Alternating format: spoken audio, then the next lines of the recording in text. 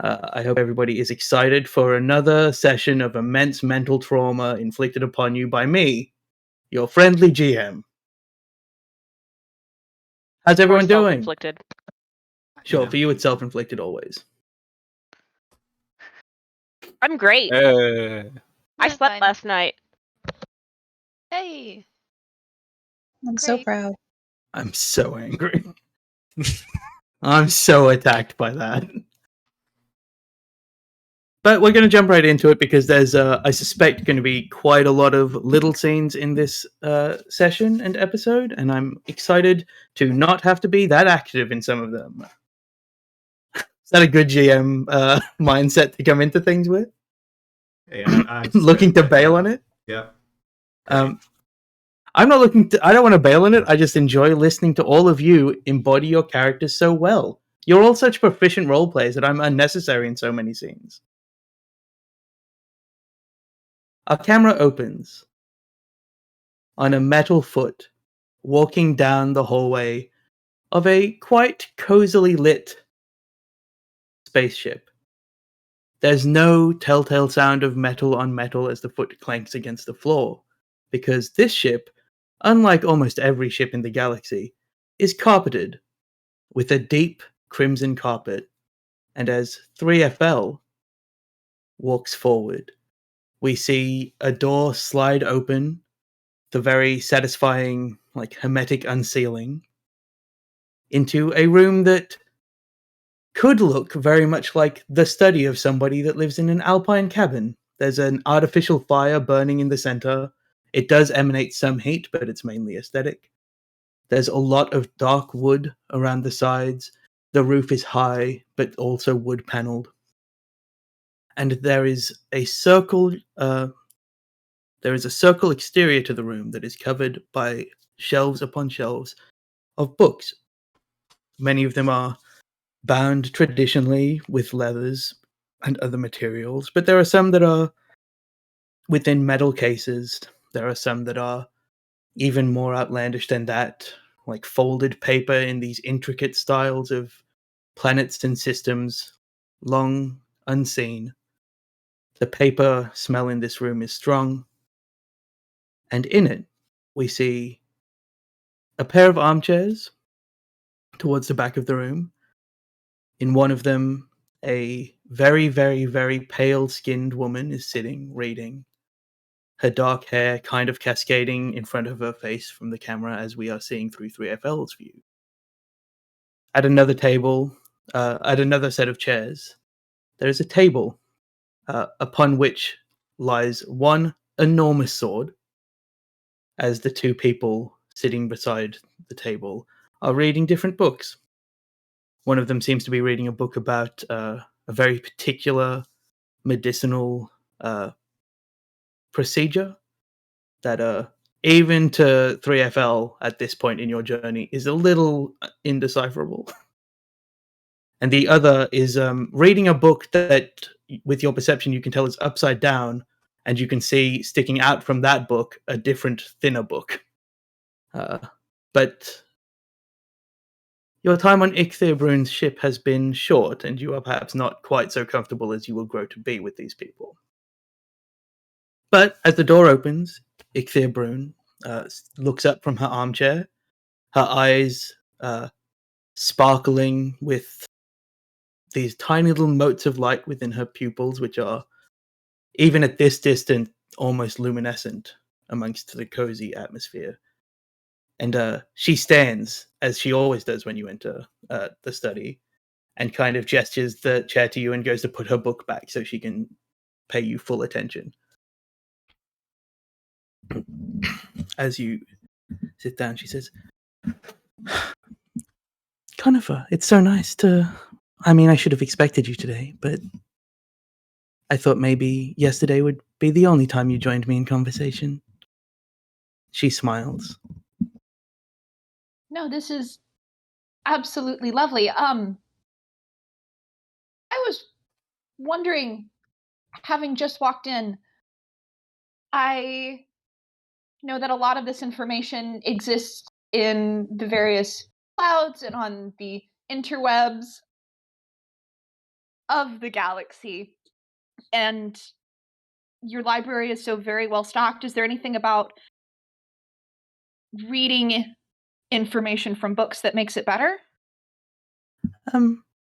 I prefer the tactile nature of paper or the similar materials under my fingers, but no, I suspect there is no difference but for comfort. The library, and she kind of looks around, and there's a wistfulness as she looks at the library. She says, it's in many ways an inheritance of all that walked my path before me. And one day, I will pass it to somebody else. What's your favorite story of book collection so far? She thinks for a moment, and it's like a question that catches her off guard because she very rarely is asked, like, what's her favorite anything? And she says, well, I do remember when I was very young. And she kind of looks over at the twins. And now the camera pans. They are definitely twins, one leaning more masculine and the other leaning more feminine. But the feminine twin who is reading what the camera kind of catches now is the edge of some kind of graphic novel instead of whatever book they're meant to be reading. When I was very young, we went to a market and a bookseller was selling many very important tomes that I should have been incredibly interested in. However, there was a book, and she kind of thinks for a moment, and she goes, I'll show you. And she goes and opens. There's like a couple of locked sections of this library where there's wood panels that have slid down and are locked, and she opens one up, and inside it's very dark. You can't really catch what's in the recesses of it. And she pulls out a very thin book, and she pulls it out and shows it to you, and it's got this beautiful red art on the cover. It's just red and black. There's like no other shades. There's like different shades and textures within the black and within the red, but it doesn't even really stray to much gray or white.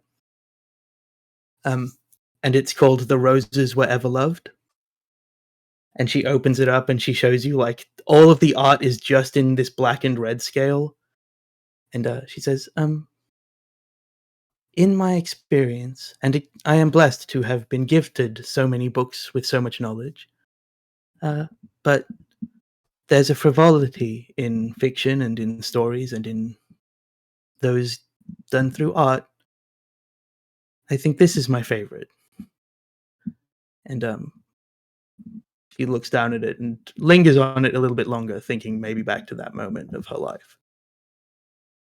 Oftentimes, people use the phrase frivolous as a negative, and I don't understand why it should have to be, and why you should be prioritizing, or why you find that past you should have prioritized the more knowledge-based works over this one that clearly brings you joy and brings beauty into the world.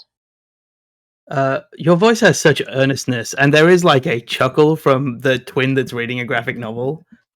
Not a mean chuckle, but like a chuckle of someone that knows that you just like opened the door for someone to talk about something that they are quite passionate about. And she says, well, I was mainly being self-deprecating about the fact that I should have done other things. I did, of course, buy the books that I was meant to buy.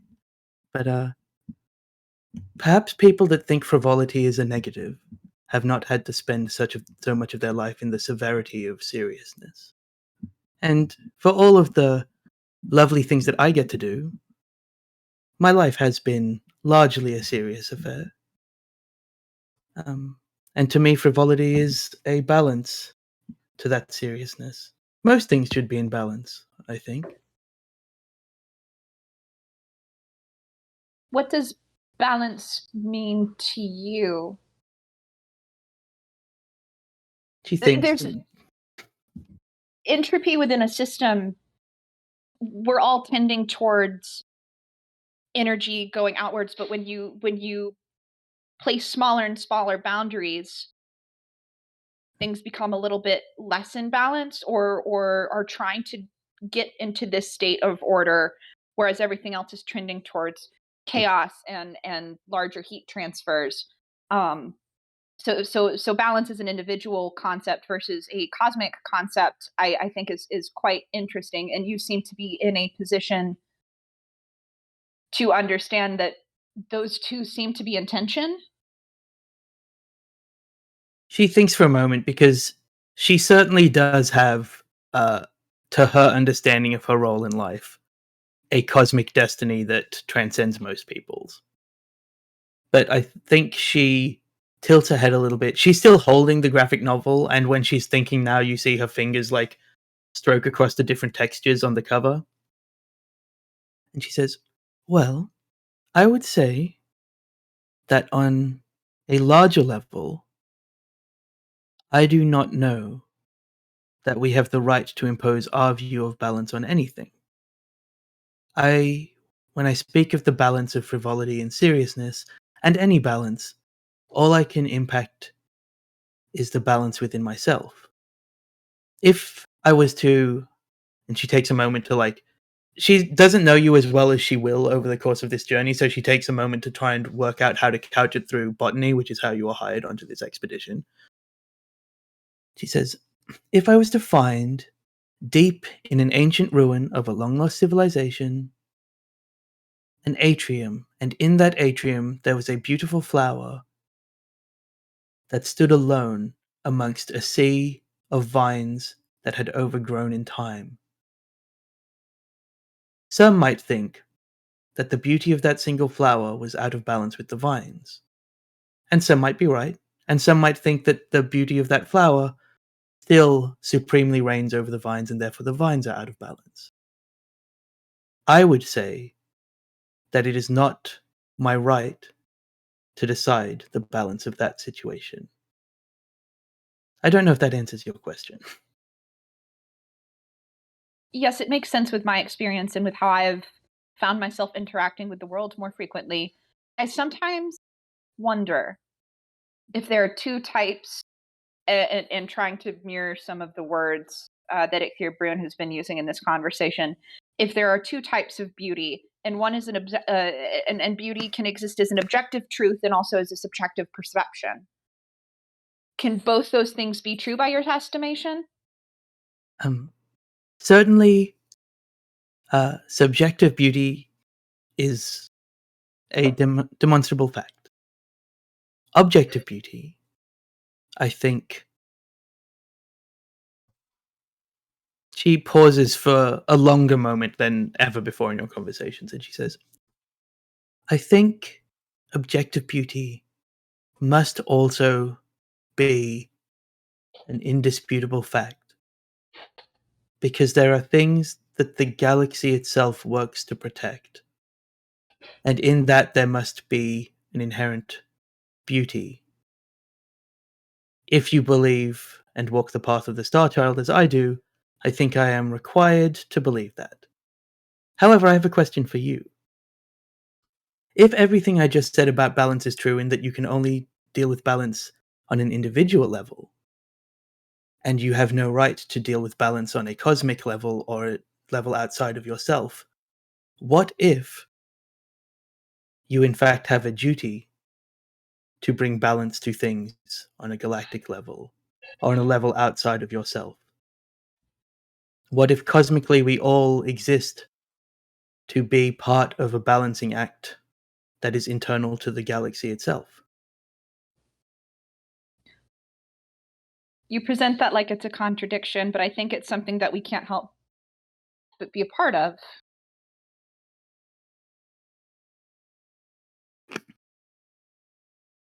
Existence isn't just confined to our sentience, and to think that being sentient puts us at a level of being able to impact cosmic balance. It it feels just a bit high and mighty to me. Make an understanding check. You can do it with whatever your stats are now. I can't be bothered working out what they were then. They're probably the same. Yeah, because I had already maxed out. I was already the best at understanding, I remember. Oh no, I think I actually still do have a room to put a rank in it still.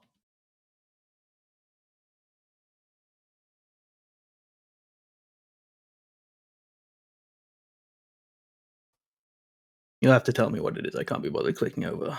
It's nat 20. Okay. Maybe in that case, this is the moment that you that for both of you from both sides, you become like you find that respect because you see a somewhat quizzical look on her face that for maybe anybody else other than you in this moment would see as disagreement or about to undermine what you're saying, but you see that and then you look at her eyes sparkling as they do and you see the most acceptance that you can imagine seeing, the joy of seeing someone that sees the world the way that Ichthyr believes the world should be seen. And she says to you, I often think that to us, no, that's not a good way of putting it.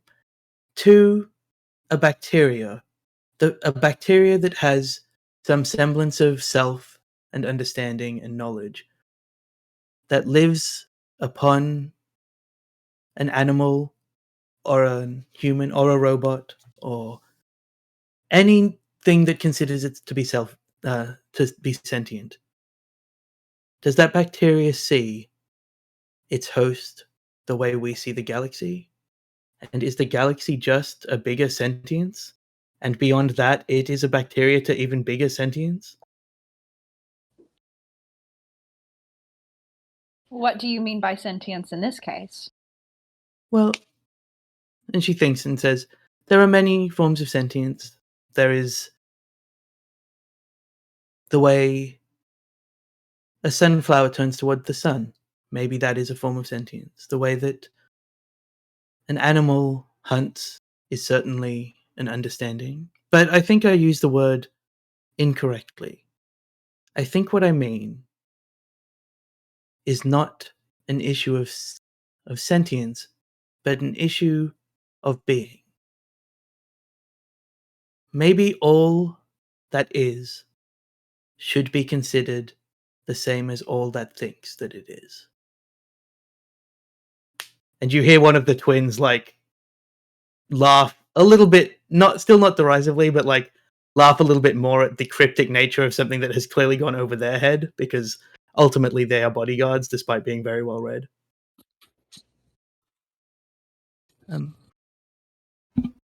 Maybe I haven't captured the thought yet enough to explain it. And she's musing to herself now. And as she's touching her face, and as she drags her fingers across her face, the makeup that she wears still kind of drags with it, and you start to see the blackness of her skin underneath, and the stars echoing from beneath her skin. Not for the first time. I think you saw this already, but If you could, would you allow yourself to think and be think? I don't think is the correct word. Conifer maybe laughs a little there. Would you allow your state of being to experience itself cosmically? I would require you to make an understanding check, but you critical the last one, so I won't. And she exhales breath almost like a kind of like a petulant child sighing almost, and it's a moment of unrestrained emotion, and the first that you have seen from her of that. You will see more over the time that you spend with her, but this is the first time that she is completely unguarded. And she breathes out, and her hair kind of flickers as the breath wisps through it. And she says, well, There are many who think that the path of the Star Child leads to something beyond what we know as human level or AI level, cosmic and galactic understanding. So, if I was forced to, which reasonably I am by station, one day maybe I would experience it beyond that. But then at what point in that journey do I cease to be Brun, the Star Child, and become something else entirely? Sense of self is certainly an interesting question, and might be one inherent to the condition of our form of sentience. She smiled and says, I have met people that in their culture they have no names, they have no titles, they have no labels, they are simply themselves. It's difficult to pass linguistically when you are speaking to them. But I imagine there's a great freedom in caring little about self. So little that you don't have words for it. But of course, I am Brun, the Star Child, and I have been that since the day I was born. So perhaps it is a joyful concept just to me. Fluidity in sense of self, trying to define it, that's what I'm exploring right now for myself. I will let you know if I come to a personal conclusion about that journey. She smiles excitedly and says, I would love that. I enjoy our conversations. Each and every day, I enjoy them a little bit more. And she goes to put the book back, but before she kind of turns away and then turns back and says, would you like to read this? You can borrow it till we meet next time. Yes, absolutely. I think that would be wonderful. She smiles and walks over to you and hands it to you. And there's certainly a moment where you realize that somebody's handing you an incredibly important thing to them. But she gives it to you with no hesitance. Yes, so Conifer, I will take it and will bounce it in their hands just a little bit, like you do when you get or maybe this is just me, like you do when you get a book that's just the perfect weight for your hand in that moment, and will pull off the bandana that they're wearing or their kerchief that they're wearing around their neck. Yes, I have been to libraries before, and or public communal libraries on the last planet I was on, and I do not have a library card, and I don't have anything I can use as assurance. But if you want to hold on to my kerchief until I come back and return it, then maybe that's the trade. She smiles and nods and says, of course, I will hold on to it as preciously as I had held on to that book. And she takes it, and instead of putting it somewhere, she kind of, her hair is down to her shoulder and it's kind of parted to one side at the moment. And it does sort of look like it has at some point been shaved on one side, but that bit's grown back out. And she sweeps it across, and instead of putting it away, she ties her hair up a little bit with the kerchief and says, well, I've never lent a book from the library before, so you'd best bring it back or I'll have a 0% return rate. I have heard that libraries are best when shared. Perhaps that was the librarian I was talking to. She smiles and says, the hundreds that have come before me, I think, also believed that, as I will believe it one day. And you continue talking for an interminable amount of time in this space flight.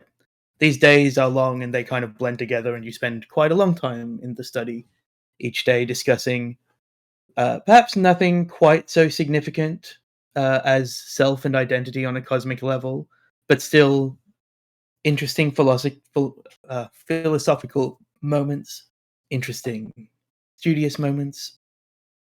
There's a day where you walk in and the twins are playing like an intricate game that looks a little bit like checkers, but there's rules to it that you can understand fairly quickly, but I can't be bothered getting into until later when Chris asks me to explain the rules of the game.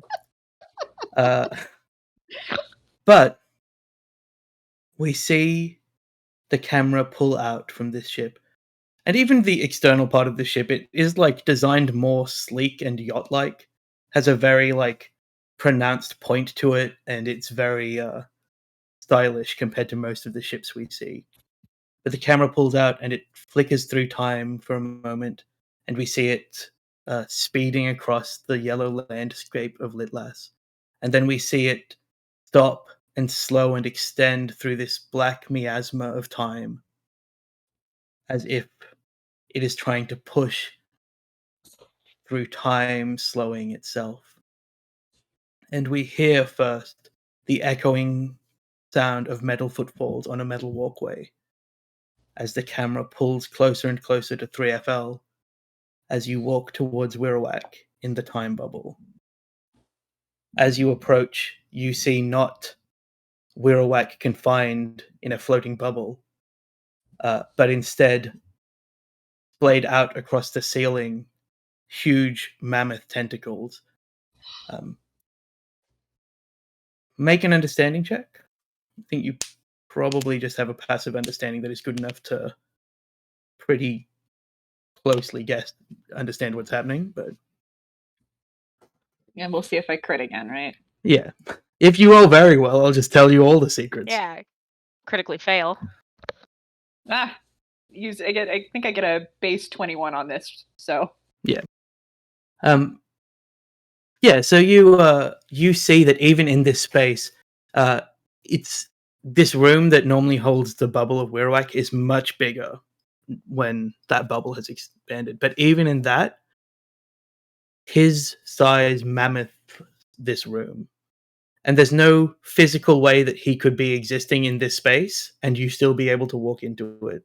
There's something intrinsically different about the way that space is controlled here.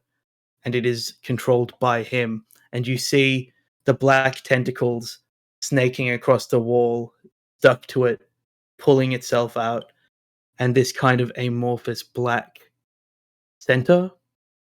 There's no structure to the center, but as you appear at the door, it drops down on its tentacles as if a bat hanging from the ceiling and snakes towards you in a far more primal way than it does while in the bubble. Again, it's mainly an amorphous, like, circular thing that is snaking out towards you, but as it sees you, well, it already saw you, but as it approaches you to a point that it deems conversational worthy, that blackness, that fog gives way to a toothy grin, and the mouth opens, and you hear, auditorily this time, "Hello, 3FL-A2. What are you doing? Well, I'm conversing with you and repelling people that would claim me for their own, perhaps, or people that foolishly wandered into the wrong ship." You're supposed to be a god. Why do you act like this is scaring you? This is reactionary. You see there's like a tongue of black rippling across the teeth, and you smell a scent as the teeth, jagged and sharp, cut whatever rippled across them. And then droplets of something begin to drop towards the floor and then are sucked back up into Wirrawak itself. Perhaps you do not understand godhood. I've never claimed to. Being a god is not so dissimilar to being anything else. Do you think yourself more powerful than... What are those creatures? They have the funny ears and they hop around, the rabbits. Not just rabbits. He thinks for a moment, and as he thinks for a moment outside, we see somebody just completely unraveling into a ball of twine. Like, his attention is split. And he says, no matter how much my power might dwarf something, there are still situations in which I could be captured or trapped, and my power turned to somebody else's will. When I said to you on that first day, do not touch the bubble, it was not an idle threat. But what if somebody could force my energy to be weaponized? Would you not be afraid if you could be used as a weapon that could kill anything with a single touch?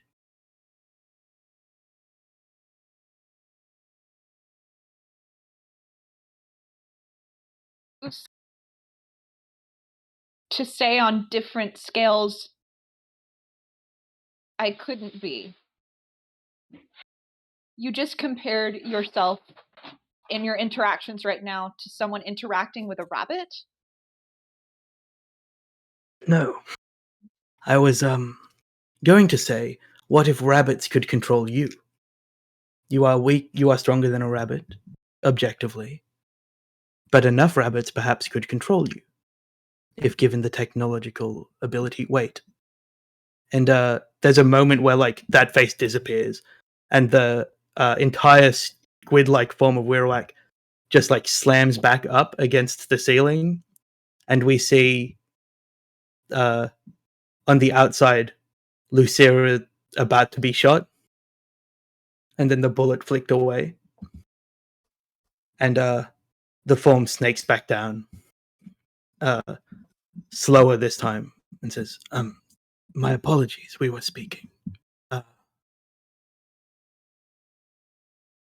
My point is that no matter how powerful and how much stronger you are than something, if they find a way to use you, then you should be scared. And you should deal with that appropriately. There have been people in my time who have tried to weaponize me. And there have been times that I have chosen to be a weapon myself. And I wish to be neither. Ever again. Unless it is necessary. And you do see that there's like an obvious, you hear in the tone that there's an obvious, I understand that I'm killing people right now, but like, the ends are necessary. It's necessary in this case, is how he feels. I am worried about my friends right now, and I'm worried about how you're affecting the perceptions of reality outside of the conversation that we are having right now. And I am also worried that maybe the breadth of your impacts aren't what you think they are, because I am talking to you right now.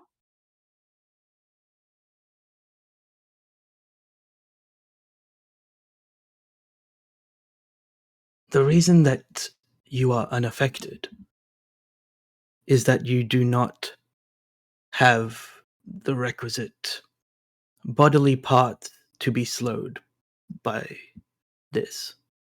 But I will tell you that if I do not retract this bubble, you will eventually die. And I need you to make a fortitude save at that moment, not because of a threat that he is doing, but just to see how you're holding up in this space.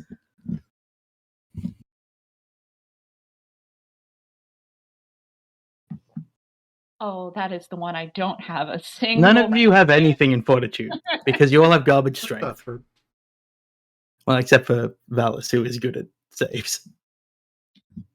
Don't get a 0 is always my suggestion. good advice. We used up all the zeros last time. Hard to get a 0. Oh, now you're just taunting fate. A 2 is not a 0. 2 is not a 0, nor is it a 1. Exactly. You do feel that time isn't. You're not experiencing time correctly here either. And it's taking you a little bit of time to notice that charge that would normally last you, like, if you really had to, you could, like, go for maybe 36 hours without charging. You'd start to feel very bad. But you're hitting the end of that full charge at the moment. Like, it feels like you've been uncharged for 30 hours. And it's really only been 8 maximum. Yeah, remember when this has been 3 days in game? Yeah.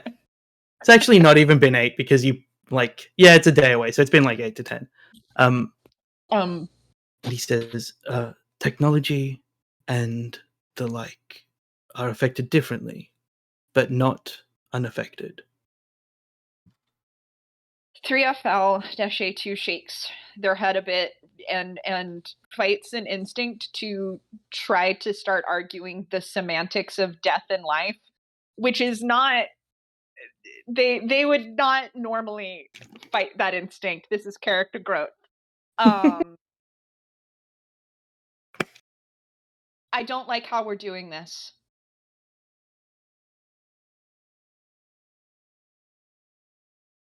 Please, can we stop? What is your alternative?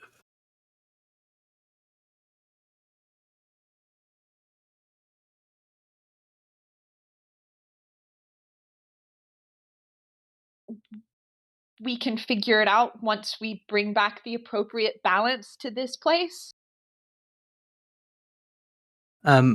He smiles, and this is not a friendly smile. And he says, well, given that those that were here against my wishes are dead, and he begins to shrink back down, and outside we see the bubble is already retracting. He says, but next time, if you wish, because I am interested in the viewpoints of others, next time I am attacked, I will do nothing. And if it leads to me becoming a destroyer of worlds, and those that are the crew of this ship being killed, I suppose I will have learnt a lesson. If that is what you wish. Who's to say you weren't destroying worlds just now? That's true. But if in the small space I interacted, I destroyed, let's say, 100,000 worlds, then what if I was tasked with destroying an entire solar system, or the galaxy itself? How many worlds would be destroyed in that moment?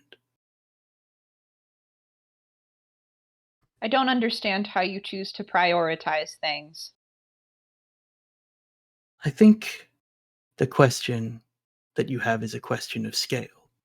To me, the worlds that exist below your planets are so distant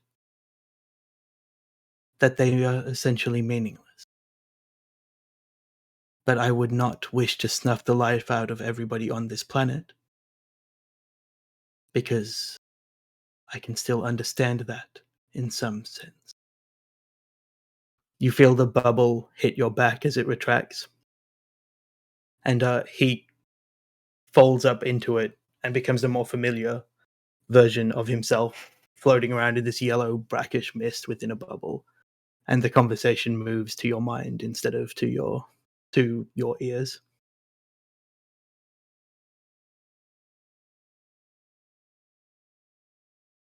Can 3FL try to reach out psionically? Like, they Sure. had been with a fidget.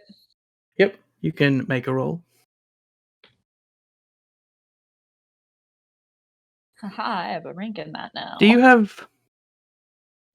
Wait. Before you make a roll, Mhm. I need to read a thing. That's always good. Concerning. So many papers over there. There is a non-zero chance that I end up multi-classing at some point.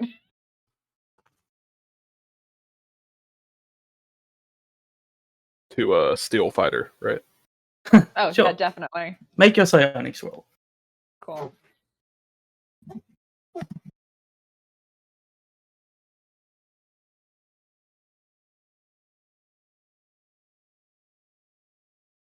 Make an understanding check as well. With wisdom. I don't know if I have to specify that, but it's a wisdom one. Unless you tell me it's charisma, Yeah. or very obviously it's going to be charisma, I assume it's wisdom. So that's a 21. 21. You reach out psionically. You feel your sense of self extend out of your form and reach towards this bubble. And you realize that in many ways you are about to touch this orb. You can continue if you like. Oh. Okay. We're gonna coin flipping this. Great.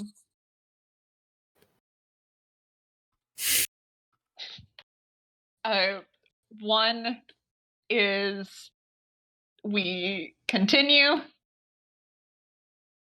2 is 3FL chickens out and pulls back.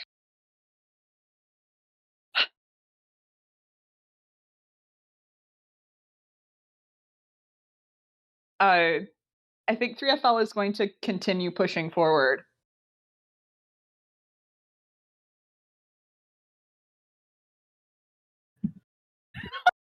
I'm trying to think of how much I have to retcon. Alright. There is a version where the end of last session happened. But that is not the timeline that you are in now. Right. As 3FL's conscience touches the bubble, Ugh. I'm not going to roll because it is cruel to you to even pretend that you are not dead. So you touch the bubble and your sense of self begins to completely disintegrate. And there's a moment when you're experiencing what you suspect everybody else talks about as their life flashing before their eyes.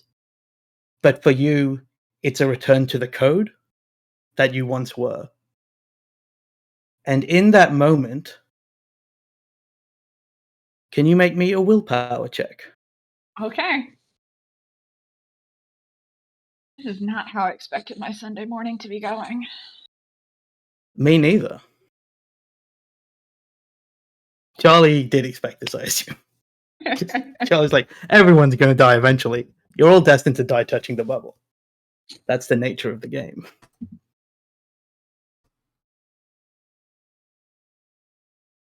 $25? All right. In that moment where you're returning to code, your sense of self as it unravels and disappears, condenses, and you feel around it a warmth that is not from who you are.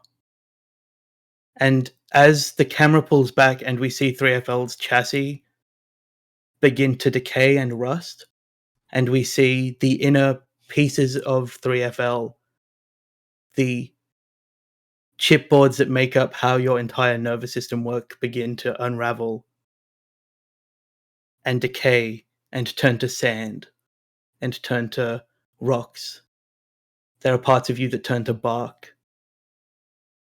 but there is a piece of you, a small chip, that doesn't disintegrate, and it lands on the floor, and around it, shrouded, is a desiccated husk of a tentacle. The rest of you, the bubble retreats. You see the ship. Lucera, your eye screaming in pain for a moment. The four of you looking into the distance.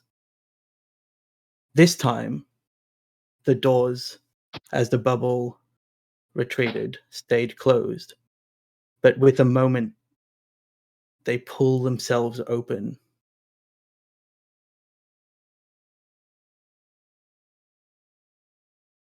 What are you going to do?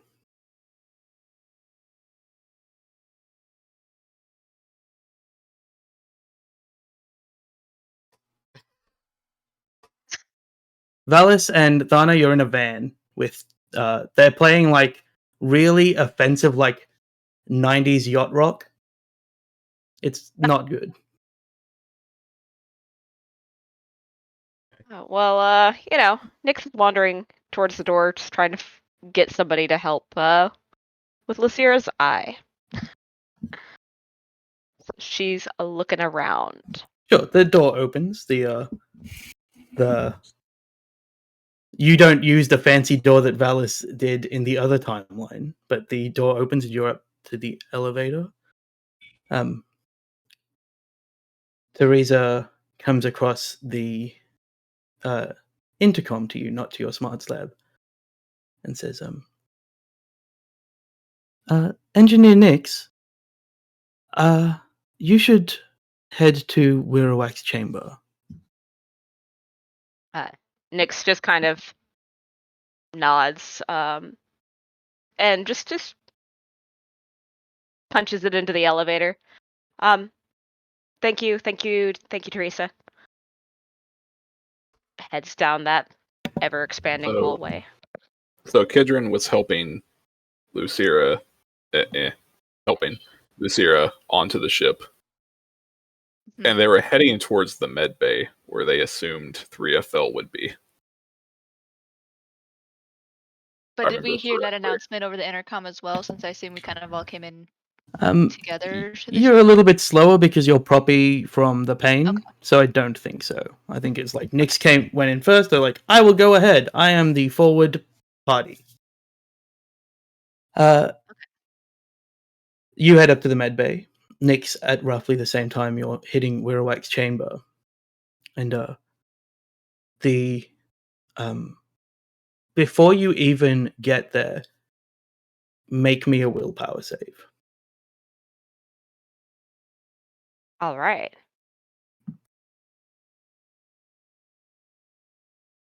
See, that is a... All right, This was meant to completely be a chill session. It was meant to be not dramatic. You explicitly said an 11.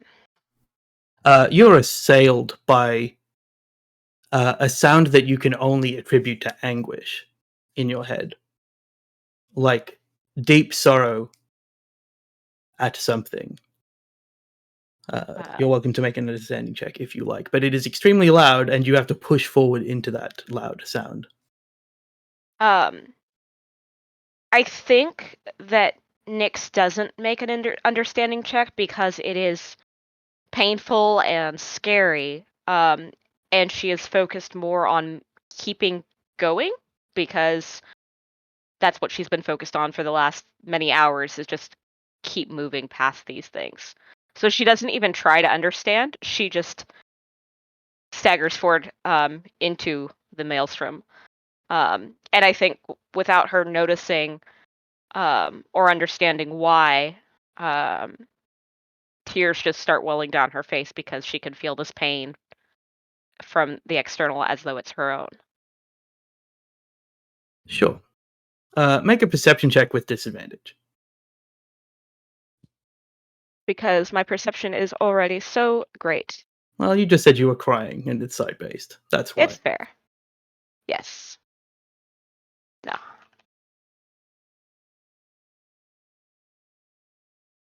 Oh, wow. 2 flat 10s. You head in, and it's dark. The bubble that normally has a yellowish miasma to it exists, but it is permeating like a sun blackness. And in your head, you hear a roar that I have neither the energy, capability, nor it's not the time of day for it to do, of just stop. And as you hear the sound, you look down as your foot is compressing this desiccated tentacle. But you have stopped your foot before you push into it further. And as you pull your foot away, you see this, like, still blinking with heat part of some kind of electronic device.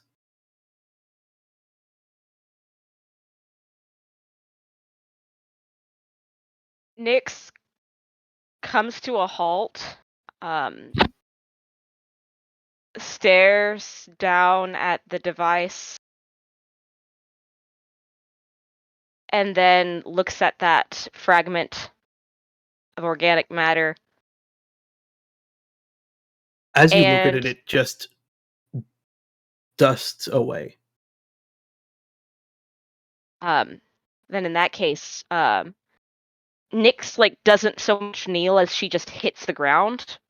There's a startling crack as her knees, her slightly padded jumpsuit, come into contact with the metal. And she's reaching for that dust as though she can contain it. Because I think from the description of that, it was fully, like, was it still recognizable as fidget? It was never recognizable as fidget. It was recognizable as a tentacle of some kind. Oh, a But to tentacle. I thought you- you were describing the grass. No. Fine. But to you, you looked down and you saw something around a blinking piece of technology, and then it just dusted away as if ashes in the wind. Okay. I think based on the stop and the anguish, though, she still, like, tries to gather it. And she's just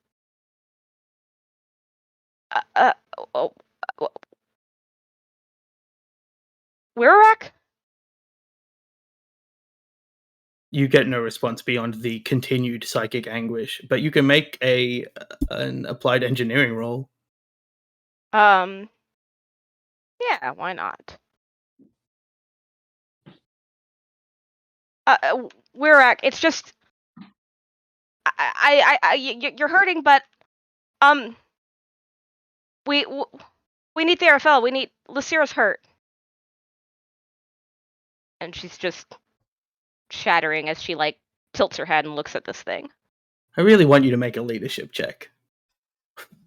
Go for it. I will do it. I will happily make a leadership check. check. No, make a leadership check. It's part of a machine. It reminds you most immediately, without touching it, to be like a storage slot that you might put into an equivalent of a personal computer, which is like to expand the memory with an extra infinity byte, like a USB stick. Got it. Not only the anguish that you hear disappears, and you can hear nothing in this space. Not because you think that it has stopped, but because you think that you have essentially been blocked from the psionic wailing. Nyx's shoulders kind of collapse slightly from the sudden release of that tension. And her kind of, like, chatter comes to a halt, and she takes a deep, almost, like, painful inhale as she feels like she can finally breathe past the anguish. And yeah, she examines the slot curiously, just automatically picking it up to put it into like a jumpsuit pocket technology out of the way. Wirak?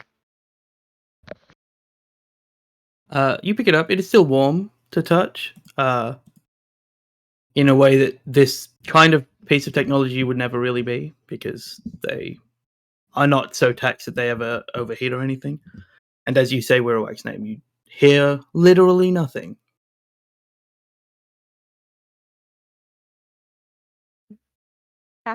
Captain? And I think at this point she's going to get up and approach a little closer, because she wants to make an applied engineering check on the tank, the containment. The bubble that Wirawak is in is a psionic bubble of his own creation. It's not like a physical tank. But is there like space around it, like that? Is there anything sort of technological around it? No, That there helps has never him? been anything technological around it. Okay. So she just approaches. This isn't really. I can't. What is it? Chief voice said, I can't help you if I can't diagnose the problem, and I'm really not the person to be doing this anyway.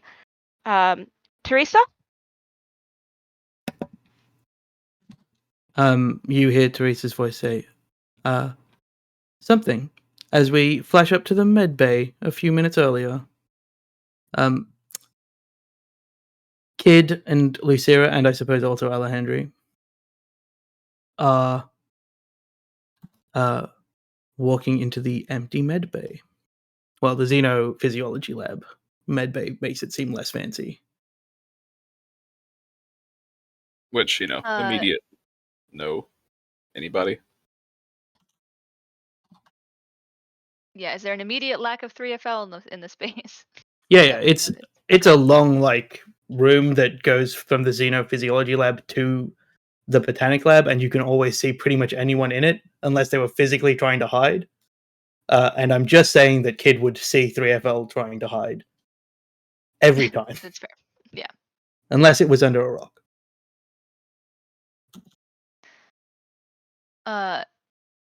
Lucira then is seeing that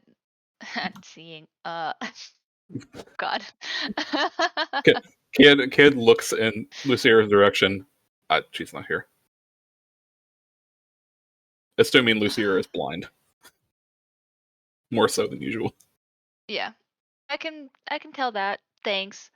And we'll just start rummaging through a drawer or something just for some sort of pain relief medication, just because she's in a lot of pain but doesn't want to just pass out, would like to just get some relief and figure out what the heck is going on. Sure. I'm going to need you to make a xenophysiology check to find painkillers, because these are all labeled as if a pharmacist would be giving them out. Which is not helpful for Lucira. You can just actually have painkillers, by the way, unless you're looking for something stronger. No, I'm just looking for painkillers. Okay, you just have painkillers. Lucira is a prepared person. I feel like you have a first aid kit somewhere that has painkillers in it. I thought you were looking for high-end painkillers. No, just regular old painkillers just to take the edge of the pain off until she can get whatever the heck has happened fixed at a later time. With not being able to see anyone and seeing Lucira rummage around in a drawer, or no, not a drawer, just I guess pull out pain meds from somewhere. Kidron will kind of stop for a second. Teresa. Yes. Can you have 3FL come up to the med bay? Lucira fucked up her eye. At the moment, I cannot complete your request.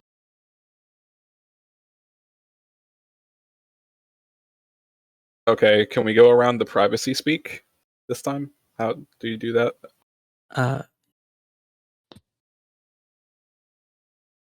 The ship no longer has a doctor.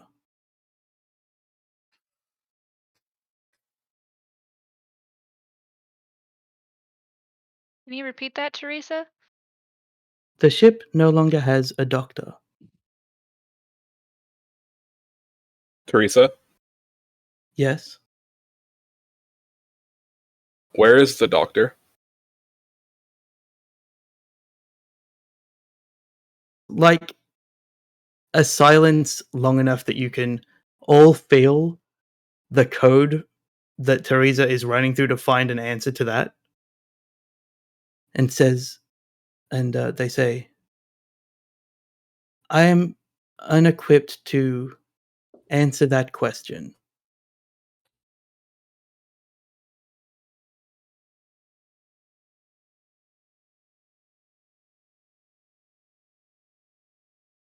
Teresa, where's 3FL? 3FL was lost in the captain's quarters, but is no longer there.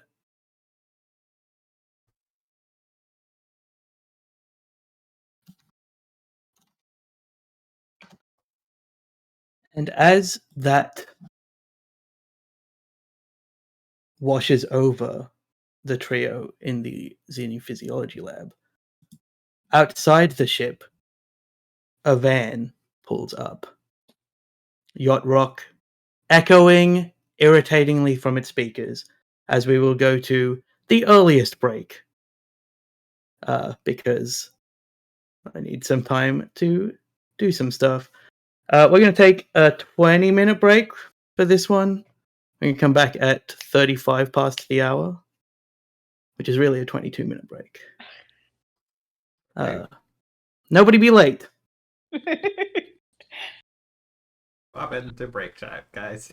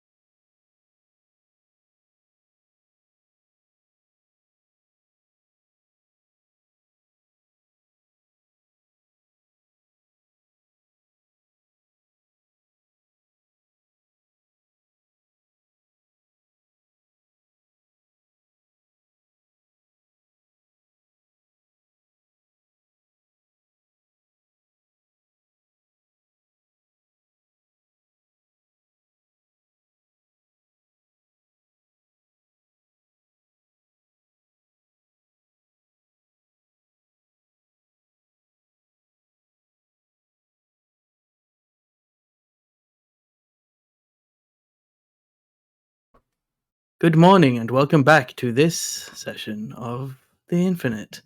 This week entitled, What the Fuck?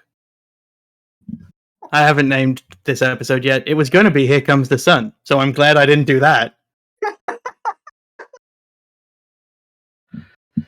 The camera opens. Yeah, it's just wistful. It's like the Lou Reed cover of Here Comes the Sun. No, this is going to be called Perfect Day by Lou Reed, I think is the one for this one. The camera cuts into a triptych style in which we see on the left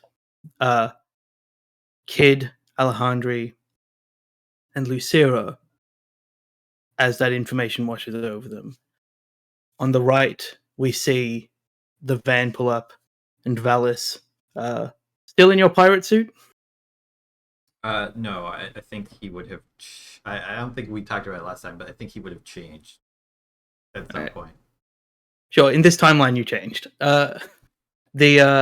We see the camera cut in real close to just a green tie as it expands to be Valis stepping out of this van. Then out of the back, sort of tumbling, is one man in a grayscale shape shirt, followed by Tiago and Tana. But in the middle, we see Nyx, and that's where the camera stays as it pulls in to see the scene of Nyx. You are surrounded by silence. In your hand, the still, warm chip. It is kind of a slightly lurid, bluey purple thing. You don't know why it's those colors. It's just she has like an inside pocket like at her jumpsuit where she like tucks little things in that she's found or uses to hold screws while she's working, and so she just tucks it in, zips it up, and says again, Teresa, Wirek is, well, it might sound really weird to say this, but he's very, very sad. What can I do? As you're talking and kind of looking upwards, as everybody tends to do when talking to the computer, you blink, and you've been blinking this whole time, but this blink, you open your eyes and you're at the other end of the walkway, staring at the room, remembering the feeling that you all had when you originally came onto the ship, that sometimes you would not be allowed into this room. Teresa says, actually, what was your question? I want to make sure that I remember your question. Is there anything I can do? Teresa says, it is not for me to speak for the captain. I do not know how to answer this question or many questions. Feeling the frustration that other people do with her with trying to get words out, she kind of talks over Teresa, which she never does, and says, well, then what happened? Can you tell me what happened? There are no cameras within the captain's chambers. I do not know what happened.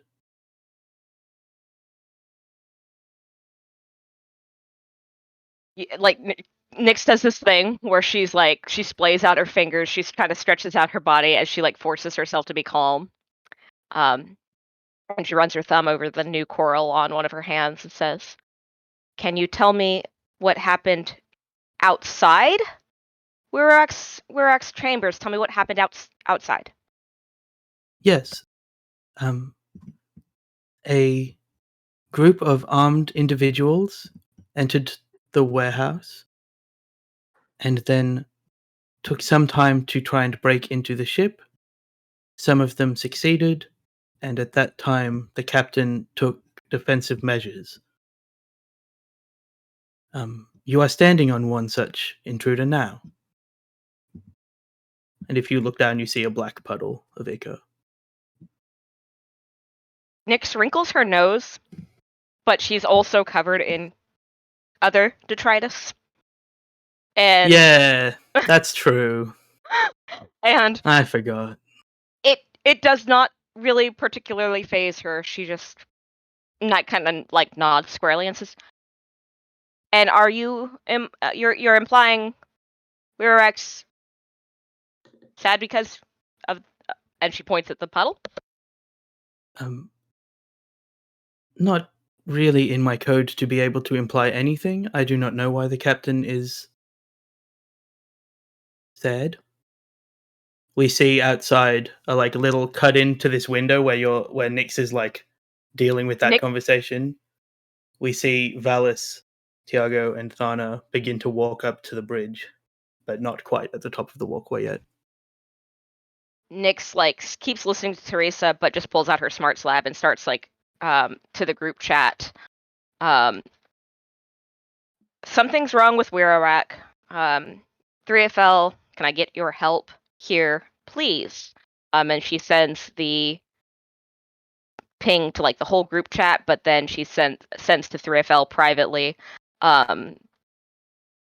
It's really weird. Come quickly. To the private one, you get message failed.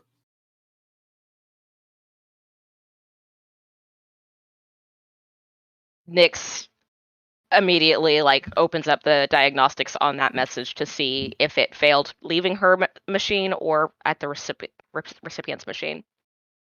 The recipient's machine. Can you make a perception check? Yeah. Everybody gets that ping. Valis, you're about at the top of the walkway, about to step onto the bridge. Where are Kid and Lucira at this point? Are we still in the xenophysiology lab? Yeah, it's about pretty much at the same time as you are getting that, like... Teresa's having both conversations that are both going badly at the same time, but you have just hit that point when you get the smart slab thing. For cinematics, everything happened at the same time. What was this roll? I can't really be bothered 8. clicking it. 8? Alright. Then you don't see what the camera sees as the ball in Wirawak's chamber begins to condense on itself. And then the camera pulls out away from the planet, away from the solar system, away from the galaxy itself. As I need everybody in the galaxy to make a willpower save. Great. But you guys for the important part, not 3FL. Oh, That'd be really funny if I made 3FL It's do it. like that's kicking the dog, I think. oh, goody! This is with my -5 condition, right? Yes, it is with your -5 Did condition. you say willpower? I did say willpower. Okay, it's only -2 then. I guess I think I have to reroll. Oh my god, it's a natural 1. -1, Wow. actually. Yes, that saves. We Come all on, failed. man. Maddie, Come why are on. you like this? This has A happened the willpower last slave, right? 3 sessions. The first roll I make in every I session for the maybe last 3 sessions succeed. has been a fucking 1. You need to come up with reasons to make a roll that doesn't I count. tell you right now, Andrew, that did succeed. Yes.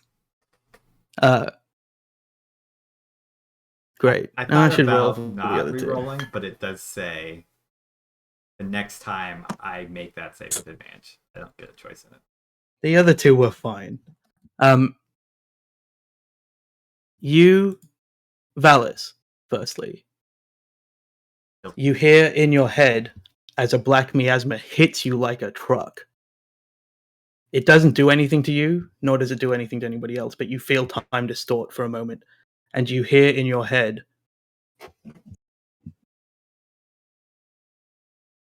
"I'm sorry, and I leave Teresa to you."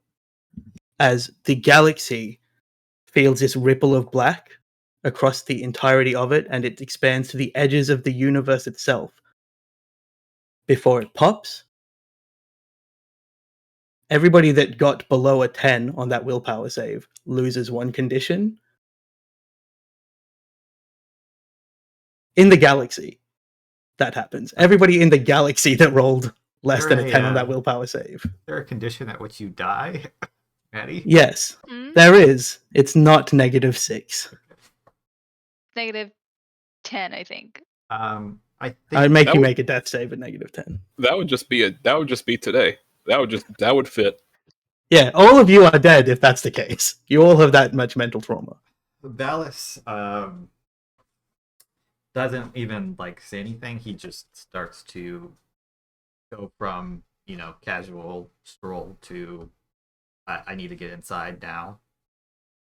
And instead of even saying anything, as in the previous timeline, he's just heading for Weird Exchange. All right, you have to make a quickness check to see if you get there before their elevator passes, because I assume the others are already in the elevator heading down. Yeah. As soon as the whole doctor isn't here thing, Yeah, Kid would have spared a look towards Lucira. I don't know what. He has dry swallowed those pain pills and is gonna move with you. Yeah, and began to run to the elevator. And probably as soon as the elevator doors opened and they stepped in, that wave, I assume, hit them. yeah, and we see kind of a cross section of the ship where the two of you hit harder than Valis. Like, take a moment while we see Alejandri's crystal finger hitting the correct floor because he criticaled that save. Valis is sprinting in this cross section. We just see Valis sprint up towards the elevator and it just pass. And Valis, you just see the number like as the floor below. So you have to wait a few seconds.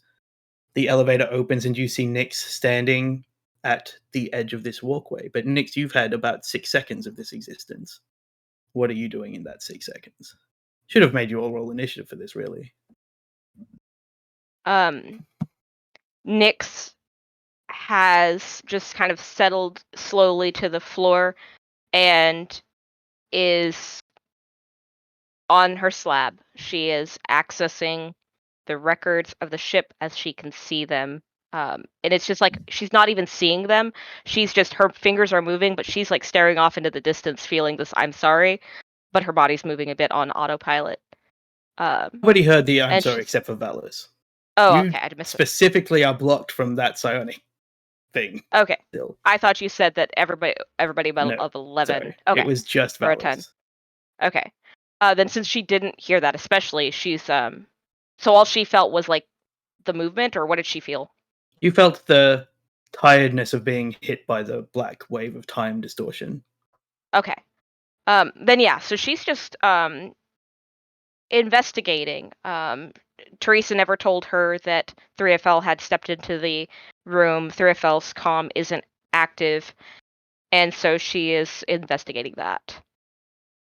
3FL probably 3FL. Teresa is probably continuing the story of what happened up to that point and will eventually get to the fact that 3FL walked into the chamber. Okay.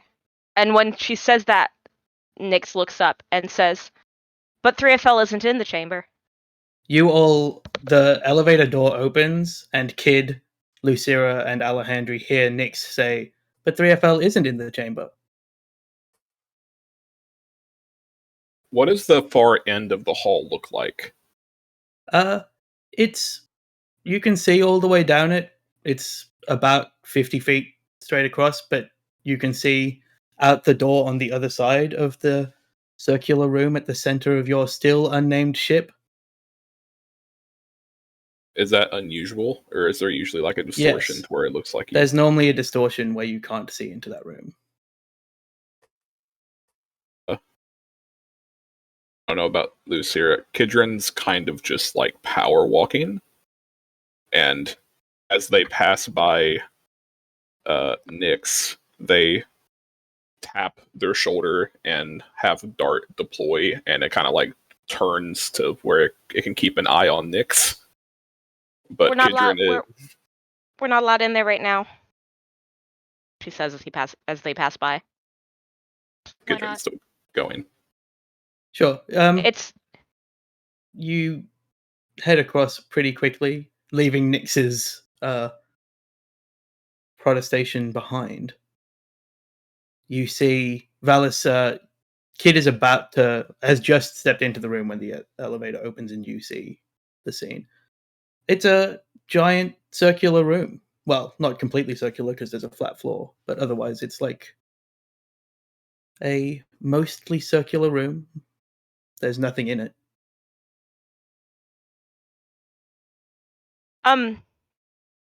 Kid, does Lucira, and What? she's What? like, What happened? does that appear to be directed at Nyx? I think it's directed to the group of To the- people who have To the been here. room, as it was. Yeah. Lucero will turn to Valis and squint because she can't see very well. Valis? The hell are you doing here? Kind of like looks behind him and realizes that he probably ditched Karis and Tiago. They're having a different conversation about like practical things that aren't as crazy as this. Some stuff happened. The job I was on is done. You see a galaxy in Lucera's eye. What? Why did Literally. Wirowek tell me he was sorry?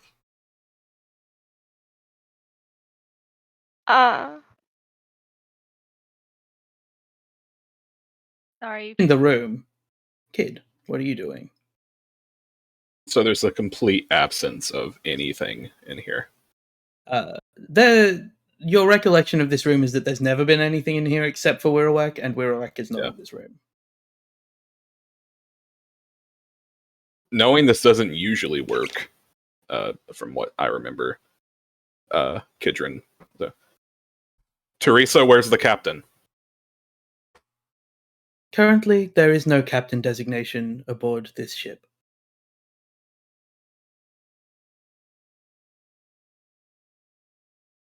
On her smart slab, you see, like, the camera sees Nyx, who'd looked up sharply at Valis, and now she is panning through every camera available to her on the ship, flicking through it only fast enough to check for 3FL before she starts accessing the hangars, computers, and cameras as well. Can we hear what Teresa is saying to Kid, or that's too far away? You can hear it. It's pretty much open space, and Teresa doesn't really have a low volume mode. Dallas will then push past the others, even if they haven't answered his question, to enter into the chamber. Sure, you see the same thing that Kid does. Kid. And where's Alejandro? Did he join? Is he in the hallway as well? He is probably hovering near Nyx and Lucira equally, in case one of them, well, in case Lucira accidentally stumbles over the edge of this walkway. But also in case Nyx needs more I'm immediate make a roll support. for myself. This is a perception check. Sure. Okay. I think he'll say, looking around, say, sorry, I'm forgetting. What was the last name that 3FL had been using around Valis? I can't remember Locust? now. Clover, Was it Clover? I think. I think that was Red What- Clover. No. Was it not chamomile? No, it was chamomile. Chamomile, Chamomile. yes. Did you switch You're to right. that while he was still there? I can't remember. Mm-hmm. Yeah, I think okay. so, yeah. I don't think you changed it while on that list. Okay. He seems to now pick up on the missing person in the room. That's, where's Chamomile?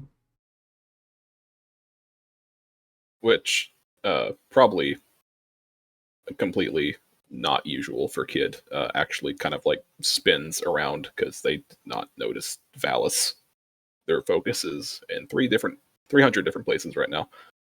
Kind of blinks for a second. No snark, no any of that.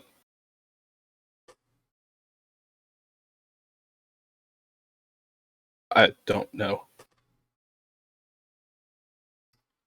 I'm gonna make it.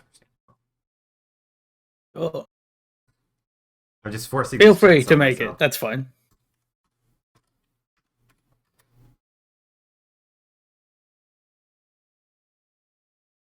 Okay. By this point, there are a string of unreceived messages on 3FL's, not their slab. I think if he does realize what's happened, he's not willing to come to terms with it at this point. So he will say,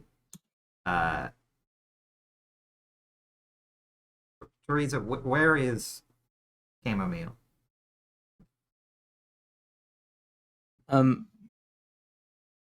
Teresa comes over the intercom and says, I do not know the answer to that question.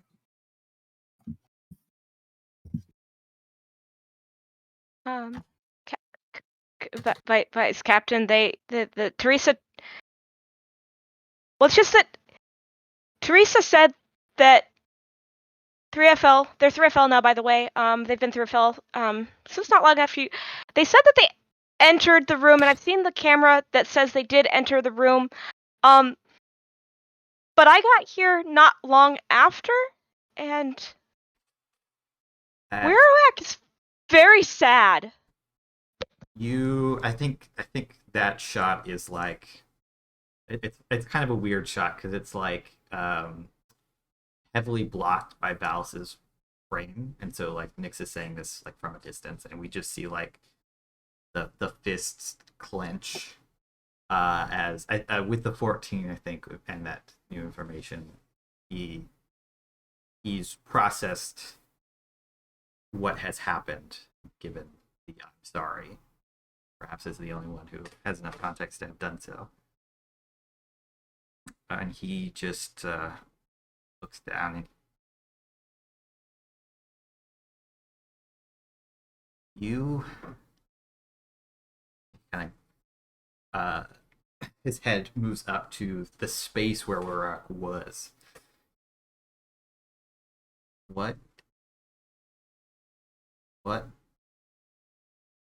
What did you do?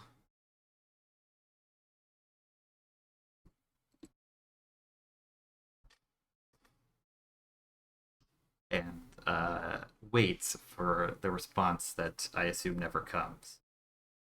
The camera in that moment pulls out to Karas and Tiago. Tiago says to Thana on this planet, you know, we could just use their bridge and record a thing saying that you have chased the pirates off from here. It will look more official than if we use one of ours. Their bridge is nicer. Are you saying our bridge isn't nice? That's rude. I think potentially you just chose to not understand what I was saying. Theirs is nicer. It's all white. I would have thought you liked this aesthetic. I didn't tell you it was all white, but it is all white. In that case, let's use it. It will look...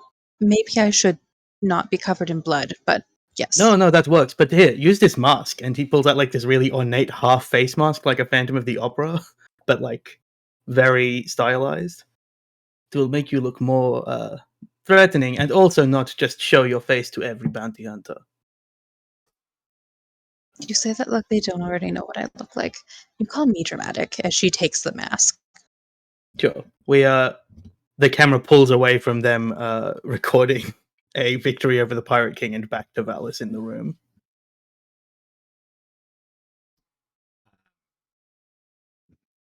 As we cut back, he has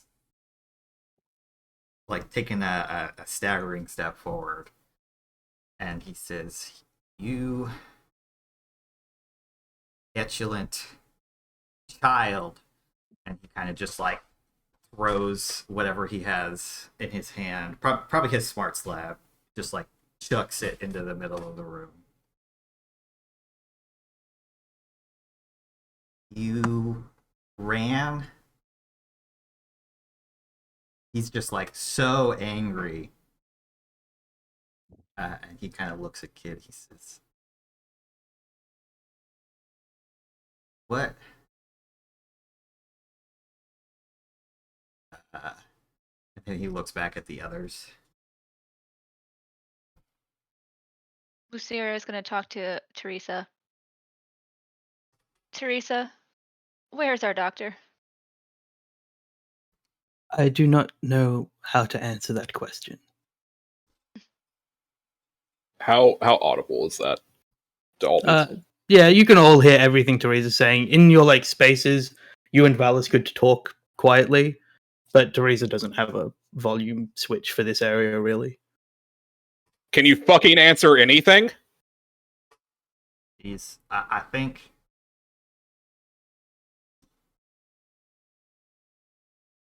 they're gone. Teresa does respond with, I can answer a great number of questions, but not the ones you are asking. What's the point of you? Well, I am a tall. No. No, that ain't true. Can you tell me where Wirowek is? Can you find him, even if he's not on the ship? You get a response, and she says, I will attempt to scan with as much as I can to find the captain.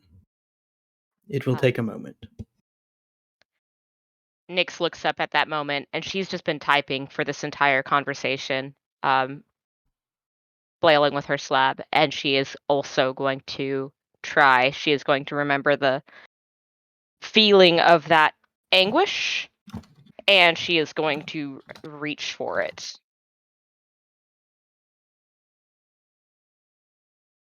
You're going to reach for what?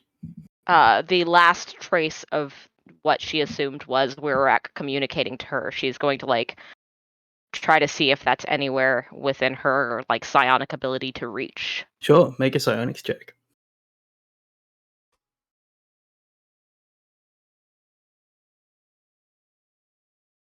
Nyx took Misty Step last session, but it's not enough to run from this trauma.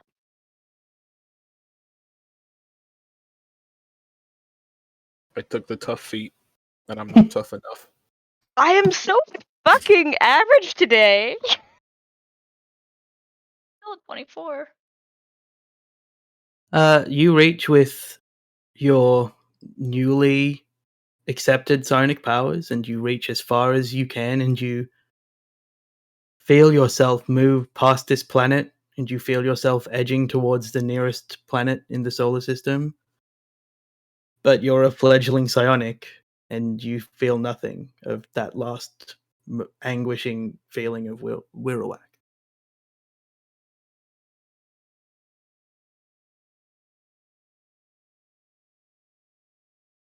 The scan comes back, and you hear Teresa's voice say, the scan found nothing of the former captain. Within, and she says, like 9,000 Kylon, which is about a solar system and a bit away.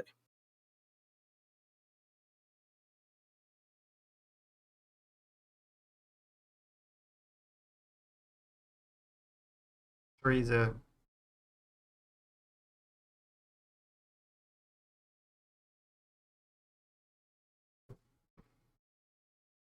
Wipe him from the logs. You get a ping on your smarts lab that is basically a contract you signed to become captain, and it just says you become captain.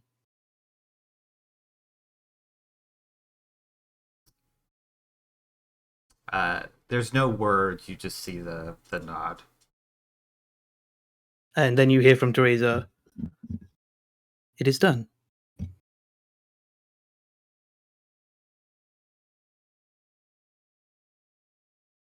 Lucira is going to collapse on the floor next to Nyx. Nyx kind You of do just that. glances at her, but there's no seeming like recognition. She just looks at her and then looks back to her slab. So there doesn't need to be like understanding checks, I think at this point, right? No, I think any understanding check you make is to convince yourself of something other than the truth at this point. With my passive, I guess my perception is hot garbage, especially particularly now. Would I notice what Nyx is like doing on the smart slab? That it's just sending a bunch of messages to something that's not working. I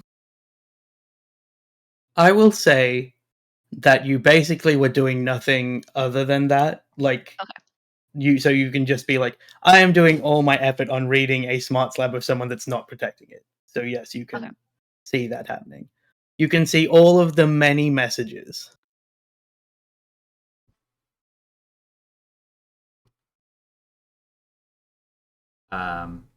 Dallas is going to,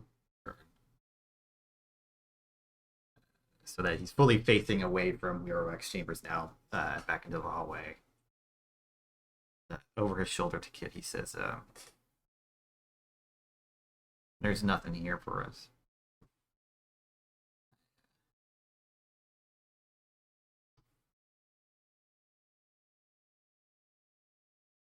Damn it.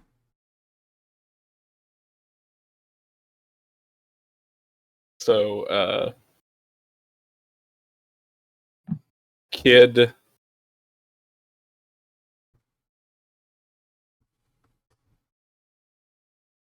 probably echoing now more in the chamber. And this time not silenced by a room, just screams.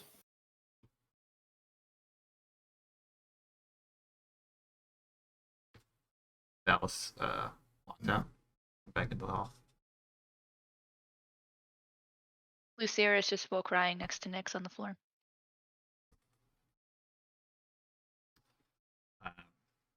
Seeing Nyx. Also, question to Jack: does my fucked up eye still produce tears? Oh yeah, what does that look like? They're glowing. black Point of too? order to They're ask galaxies. here for clarification.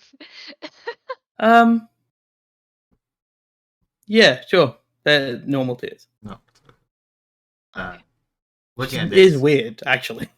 I think is either the most put together or the most in shock. And maybe those are. I will say Alejandro is standing there statuesque and unmoved. Okay. Maybe, because he can no longer cry. Oh, actually, important question to benefit Nyx. Does Nyx still get the passive bonus for having the chip in the collar? No, not only does Nyx not have that passive bonus, but you can delete that from your character sheet, Charlie. But thanks for asking, Chris. Good question. Good looking out, Chris.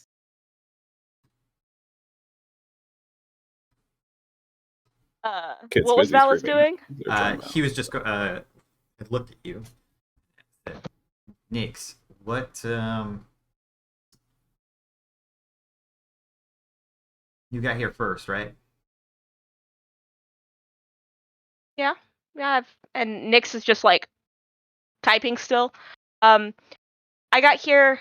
I came in right after the distortion stopped. Because Teresa told me to come here, and is just typing again.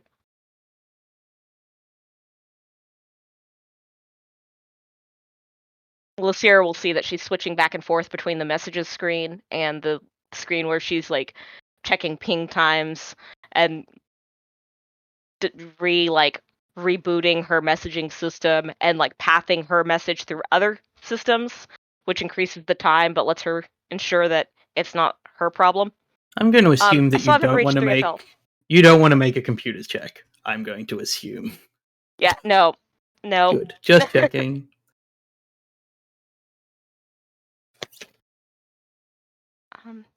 What's the... You talked to me like you had a question.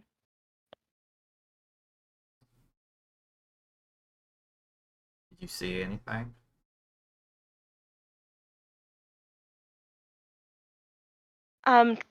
When she looks down at the slab again. And she says, "Can we go check? Why don't we go check let's go check the xenophysiology lab. And I'll tell you what I saw." Nyx, They're not there. what did you see? Nyx opens her mouth, but the usual stream of chatter doesn't come out.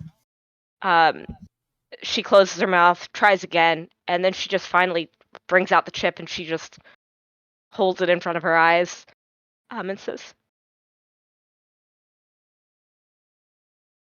"There was this," and she passes the chip to Valis, but she does not let go. She holds on to it.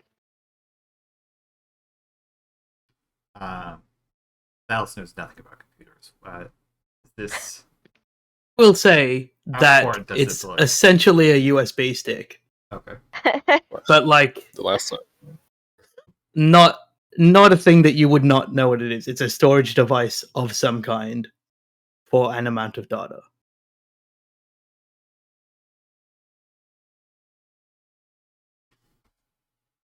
He kind of thinks about it for a moment.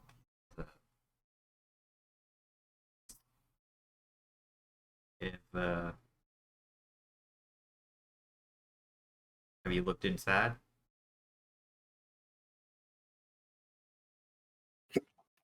Nyx does not speak again, but she is shaking her head, still clutching the chip, looking at her slab where it would fit.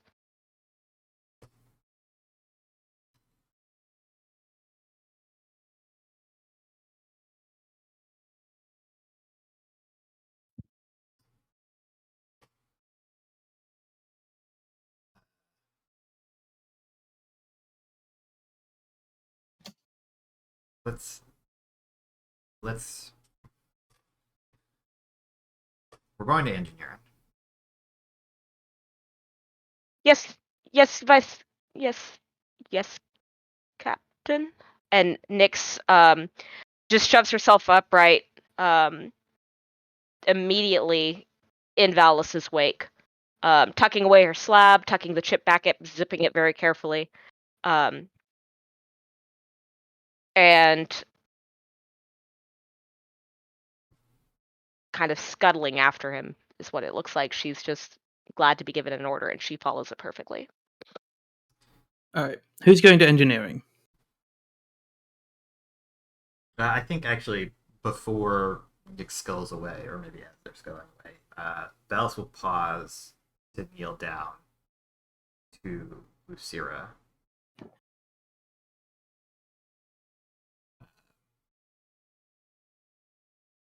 A hand rests on your shoulder. He kind of looks down at you.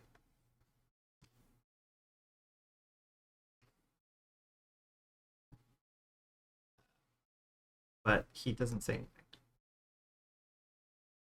He'll grasp it and start to stand up, using you as support. He'll prop you up as you begin to move towards the elevator.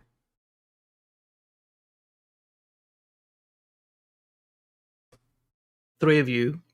Alejandro is generally following, not knowing what to do with himself. Kid, what would you like to be doing?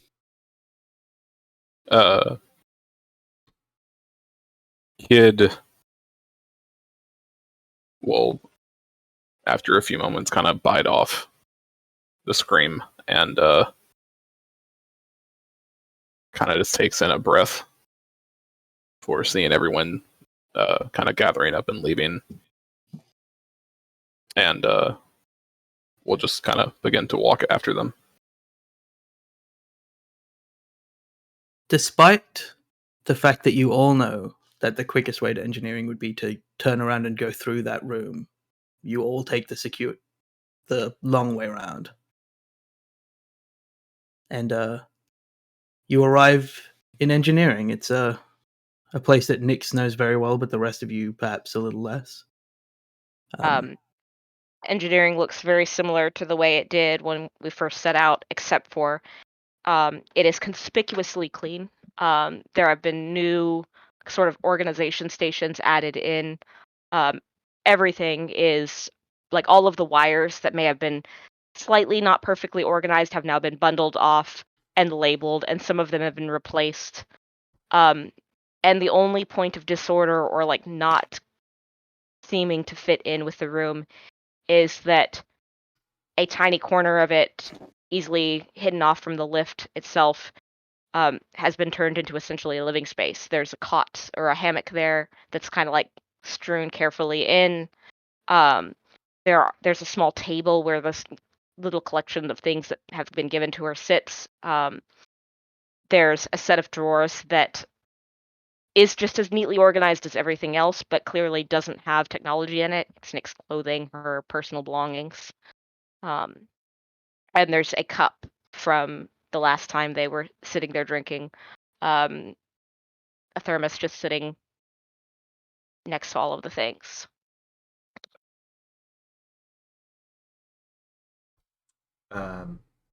Val's scans for the IDS.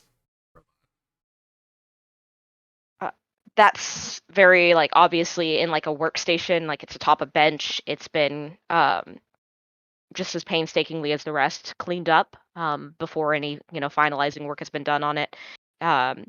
It's mostly intact, ready to go, but it's still like laid out for like a final diagnostics check. And it's the closest thing to like Nyx's like sleeping station. It's almost got like a sense of like this is what Nyx tinkers with before she goes to sleep. And there's like paints laid out where she's been trying to decide what she should do to finalize the design.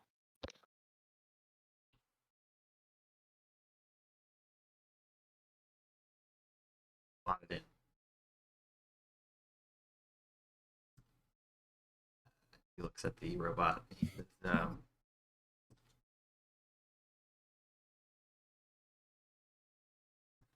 my friend would have said that maybe one day you could be your own thing. I don't know if whatever we're going to do is going to take that away from you, but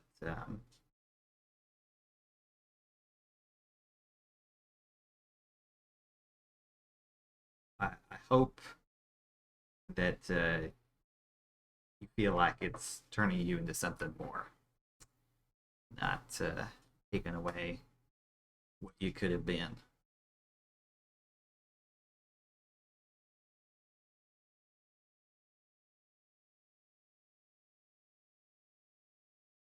Captain, go ahead. No, I was going to say I think everyone looks at Nyx.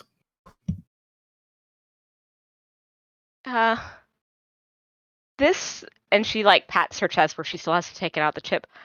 I don't even know what's on this. Make a deception check. It could be okay. Everybody can roll understanding with charisma. Oh, Alejandro crit. So you feel a crystal shoulder, like hand on your shoulder. So, does Nyx know what is on this? Yes, Nyx does know. This is for how well you're lying to yourself as well. I'll take my base 25. Just a base of 25, okay. That's a +1 Double on that, shit. but I'm gonna also roll my own understanding. Oh wait, sorry, I don't have it. Sorry, nope, I don't have that. Leadership is my reliable. Just kidding. It's just my 18. I thought you might have got another one at level 5. Nyx Remember your understands negative her lies. modifiers. Oh, am I supposed to have another one? No, I don't think so. I don't remember. I think ASI was level 5. Oh, I do get. So- yes, I do get. No, I get another one at level 4. So yes, that would have been Yeah. understanding for that. So I said it's a base 25. Great. So, Nyx is lying. Everybody, including Nyx, knows that.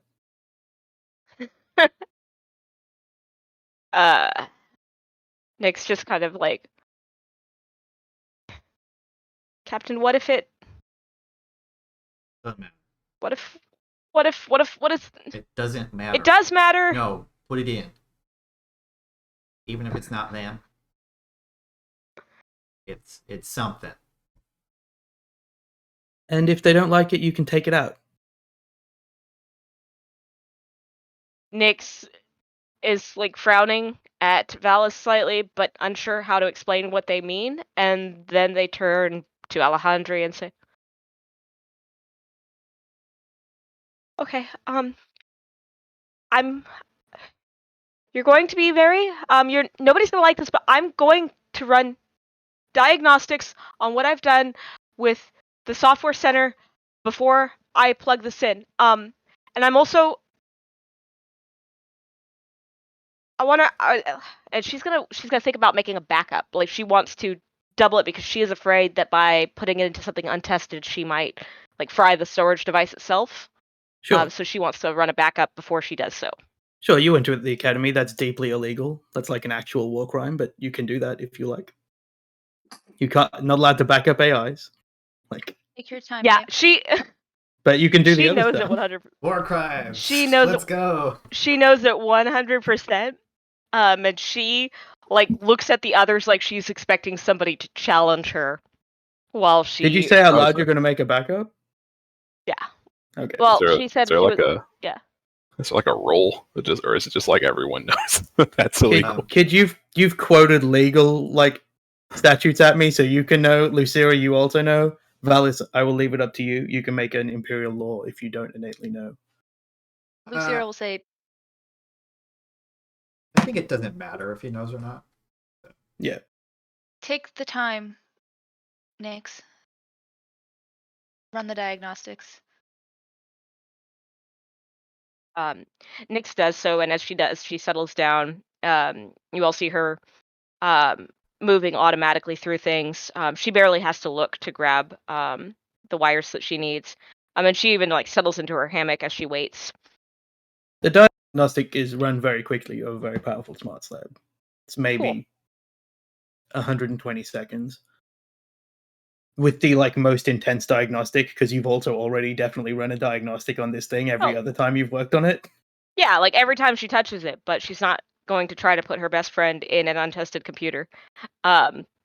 So she runs it, and she kind of looks up at the others, almost like she's trying to calculate how long she can pretend it's taking to run. But your previous deception check stands for this scene. Yeah, and she's also aware that she's just procrastinating.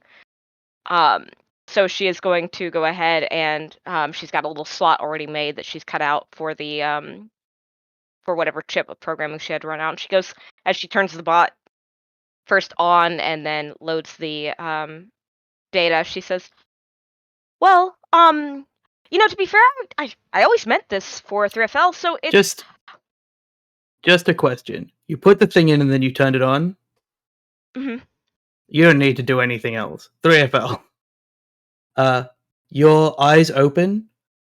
They don't blink like your other body used to, but you can see Nyx trying to trigger something on whatever, like, you don't know where they're touching, but they're trying to turn something on, do something. You're not quite sure. You can hear as the eyes light up and everyone can see that. You can hear everything, but you feel nothing. May I take us back very briefly? Sure. There is an illusion of choice that 3FL-A2 has in the moments before they blink out. What was it? Minutes ago? Who's to say? It's been longer for 3FL. And That's right. that illusion of choice is this moment of you can choose to experience and be of everything. And I remember you describing tree bark and pebbles and rocks, and 3FL gets to be all of that forever and for a second and for no time at all. And then they feel something pull back on their sentience. They feel their sentience tugging back at them. And then they're awake again. And they're dizzy, except they can't be dizzy. They feel like they should be dizzy. But I don't think this chassis is built with that kind of sensation in mind. Nope. You can't even tell what orientation your body is in right now. 3FL-A2 sees Nyx and goes out to touch them like they would if they were in their own chassis, and they think they make connection, but that doesn't feel like Nyx.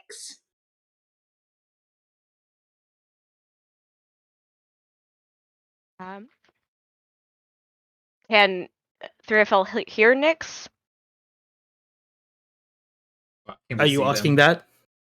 Yeah, like is that a thing? What are you saying to 3FL to find that out?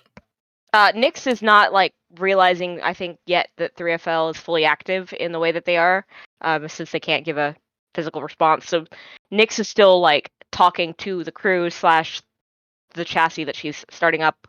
Like, I didn't always mean you for 3FL. This just wasn't the way I ever envisioned it. Oh, Bubble, please Where let am this I? work. Can we hear that? I Is don't that know audible? what if Yeah, this thing. yeah, everything's got a voice box. It sounds a bit weird. It doesn't have the melodic vocal cords of 3FL. Uh, The chassis.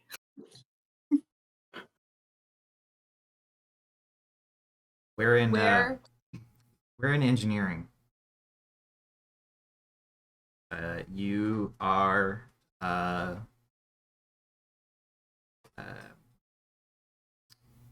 well.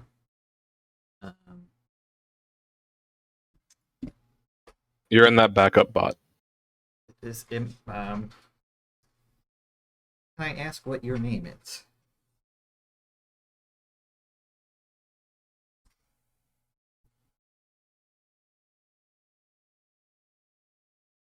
I think for now. And they say for now, not necessarily in the tone of voice that they would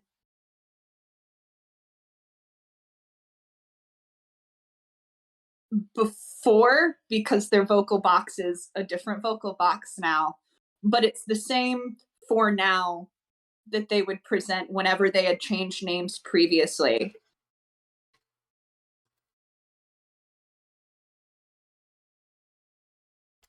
For now, I would like to go back to being conifer.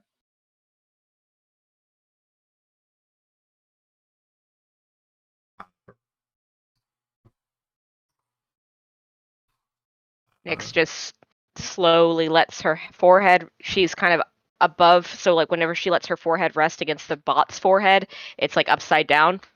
And she just slowly leans in and just sets her head there and doesn't move, doesn't speak. I can't feel right now. I don't like it. I don't know what you know, but we placed what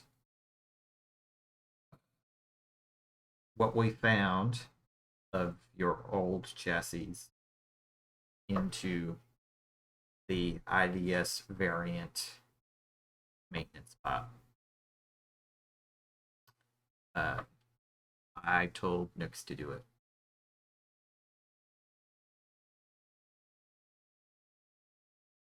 Still need me, I think.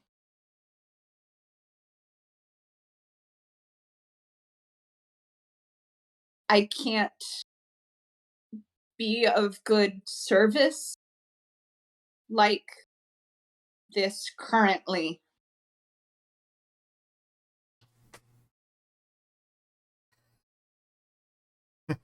We'll try to find something better. We will get you. We'll get you a better body. We'll get you the best body. You don't have to worry about that. I'm.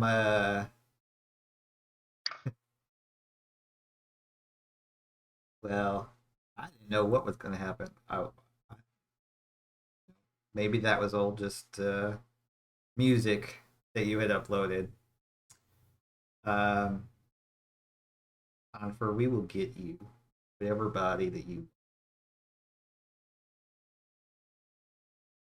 If I have to learn how to build a robot by hand. Oh, it's the last time you interacted with anything technological, you shot it. That's true. You know, I built a robot once. Alejandro launches into a story about building a robot that was mainly a bot.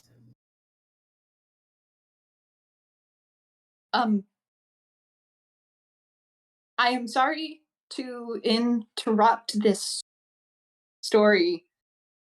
Has anyone seen Fidget? Has anybody seen Fidget? Uh, Did Conifer have Fidget on them when they voided? Yeah. Is No. seeing Fidget. Fidget is gone.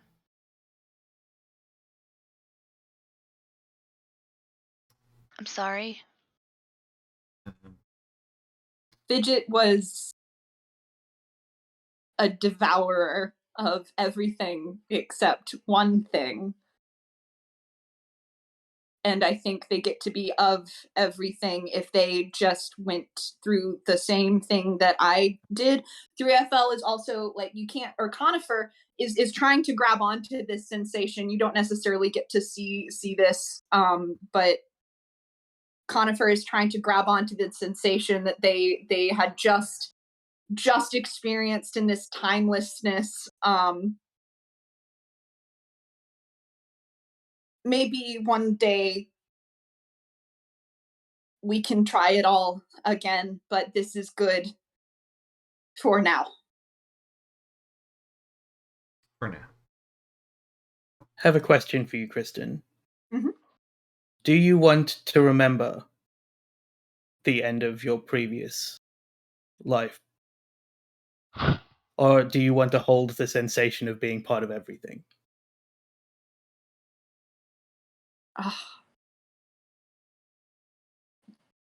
I think that Conifer, as an individual sentience, I don't think a person can actually hold on to the idea of being of everything and remain sane. For a fleeting amount of time, but both of these memories will be fleeting.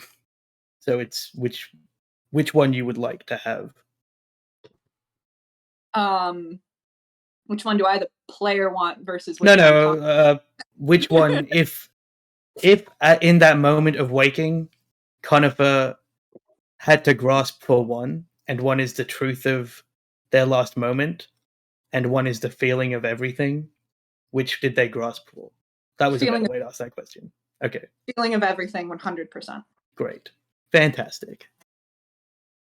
I thought that would be the case, but I figured I should give you the choice since Conifer had that moment.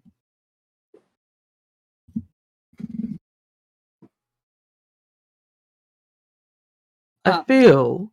Go ahead. I was going to say the last statement before that question was, this is good for now. Yeah.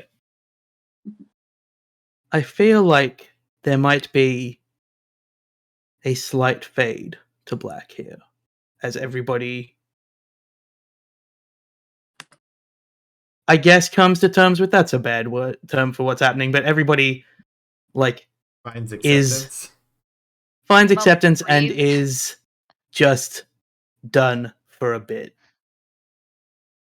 And now the camera opens on the dining area of this ship, and we see the scene of Valis having cooked, and everything is similar, except that 3FL is not in the correct chassis, and it's the next morning probably.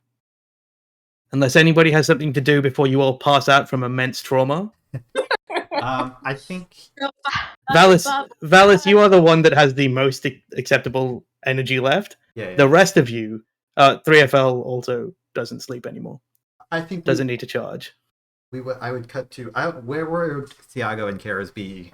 Are they just waiting on the bridge for somebody to come and tell them something? No, they're like sitting on the hood of the van, staring at like black puddles and doing the cloud game, probably. Unless you have a better idea of what they're doing, Dawn. That's fine. Just vibing. Catching up. It's been it's been a while. Yeah, they spend an equal amount of time making out and pointing at things, and then looking at the upload of the video of the Pirate Queen saying that they have like expelled the Pirate King from Litlast, and everything has been a success. What? We Oh, hear God. we hear through there the radio of the van in between the god awful music that you've both tuned out somehow. Or Tiago put on better music and kicked the other two out. We hear the radio stations, and they're all going through how the blockade isn't broken. People could still be killed if they come off the planet, but it will slowly fade as this is no longer a pirate stronghold. Then Valis, whatever you'd like to do this evening. Evening's a relative term on Litlast. This now. Sure. This is sleep time.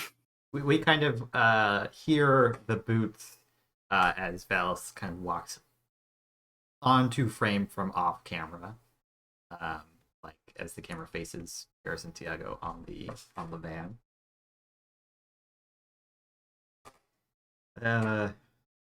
Sorry to run off. Kind of glances at the puddles. Some stuff happened while I was away. Well, a lot, really.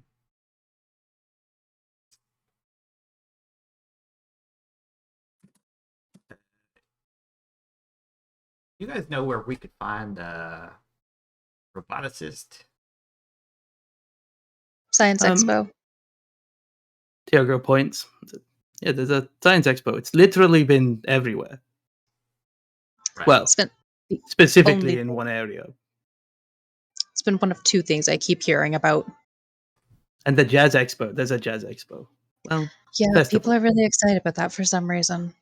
Why do you need a roboticist? My companion is well, they are in need of a new body. I don't know if you remember Brent Conifer. Yes. Conifer? Tiago's trying to remember the name. I think sure, at that time not one of the Red ones that Clover. was an organic person. Right, exactly. Okay, So, that doesn't really work very well. Yeah, so we have to go do that. You guys need to. There's rooms on the ship, I guess is what I'm trying to say. I think Tiago hops off the van hood. It's not really a hood. It's requiring immense dexterousness from both of them to be doing this. And he hops down and he says, well, we could probably just get the hotel room. And he, does a relatively salacious eyebrow raise at Kara's, but says, if you find a roboticist but you cannot afford the body, we have been known to steal things. Well, I'll let you know if I need assistance in that regard. We'll give you the friend discount if we're allowed to do the murders as well. But if you want it blood-free, we have to charge extra.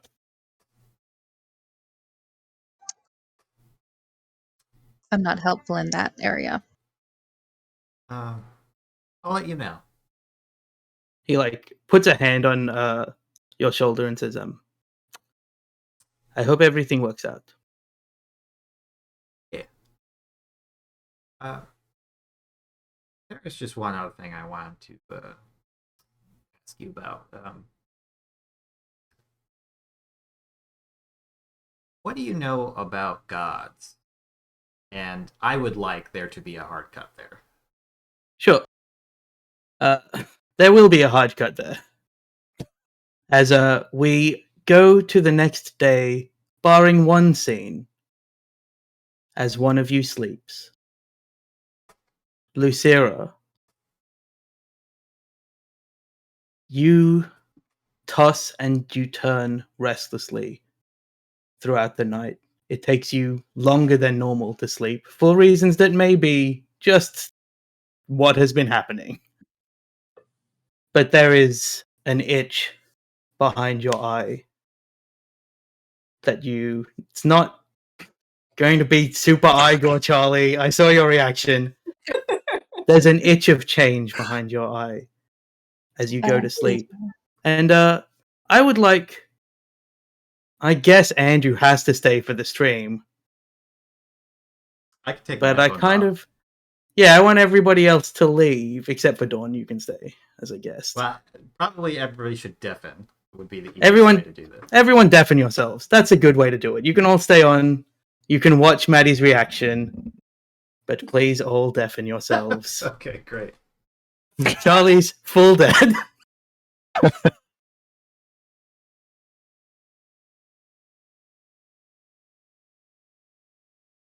Does deafen work? How does this work for the stream if Andrew's deafened? Also, Maddie, you seem to be muted. I'm going to message go. Andrew how this works for the stream. How does you being deafened? Christian, Ugh. can you still hear? I assume that they I assume not. Okay. did it differently. Oh, then we just took out headphones. What if I didn't have anything interesting to tell you, and this was all a ploy to just add Just have a tension? chat, just a little chat for a couple minutes. Yeah, that would be very funny for me as a person. I'm going to assume that Andrew worked this out in a way that Yeah, makes he said sense. it's fine. Okay, great. Okay. Oh, because the Um, bot's not deafened, so that's yeah. it should work out fine. Okay. As you sleep, you feel before you sleep, you feel this itch at the back of your head. Eventually, your military training kicks in to the point that you can push yourself to sleep. A few hours after that, you begin to dream, but you see that moment where the entire universe was engulfed in miasma, and you see it pulling back, and you see Wirrawak condensing and then uncondensing in reverse. And you see 3FL walk into the room. You hear the conversation that 3FL and Wirrawak had. You see, as Wirrawak saw in that moment, 3FL's consciousness, bright and shining, psionic, reaching out for the bubble. And then time slows as you see the psionic energy of 3FL touch the bubble and then begin to disintegrate. And as you see that happen, you see from Wirrawak's side as he forces a tentacle through his own time dilation and reaches into 3FL to grab the core of them as a person. And you see the disintegration happen to 3FL, and then it ripples all the way back up Wirrawak into the bubble itself. And you experience him dying to his own devouring. And you hear him say sorry to Valis, you assume. We as the audience assume you just hear him say sorry. And you see this disintegration start to ripple down the extended tentacle.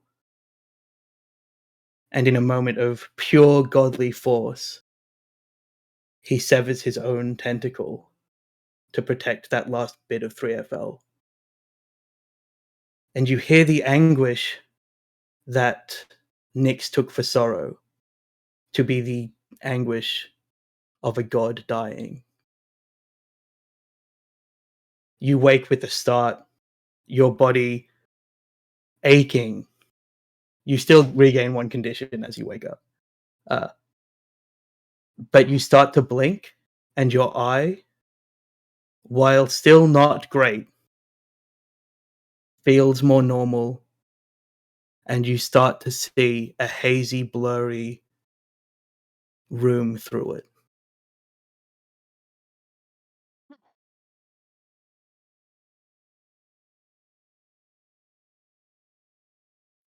Okay. Okay. I'm going to bring everyone back in now.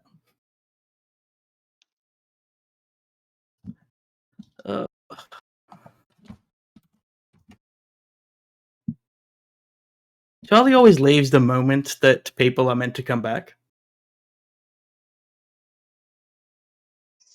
It's not their fault. They didn't know how long it was going to be.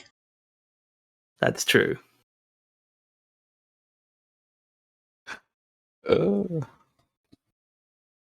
Man, 2 deaths in one session. You're going to wake up to find Lucira dead. Not really. Chris, I see that you are not sure that I'm joking. Lucira is alive. We're not joking about this yet, I get it. So here's my interpretation of what we weren't able to hear. Hello, Lucira. I am back. I think it's possible you couldn't be more wrong.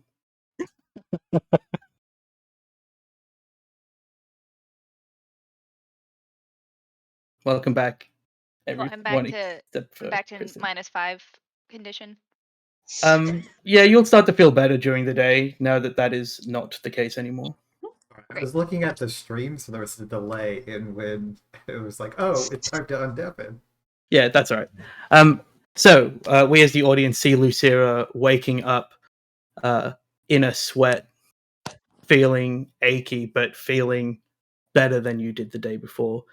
And the camera kind of pans and we see Lucira's good right eye blinking awake, and the left eye no longer a hard-shelled galaxy, but now a milky grey that is, as you're blinking, you feel your vision very, very blind, but better than it was. And you don't feel any pain in that eye.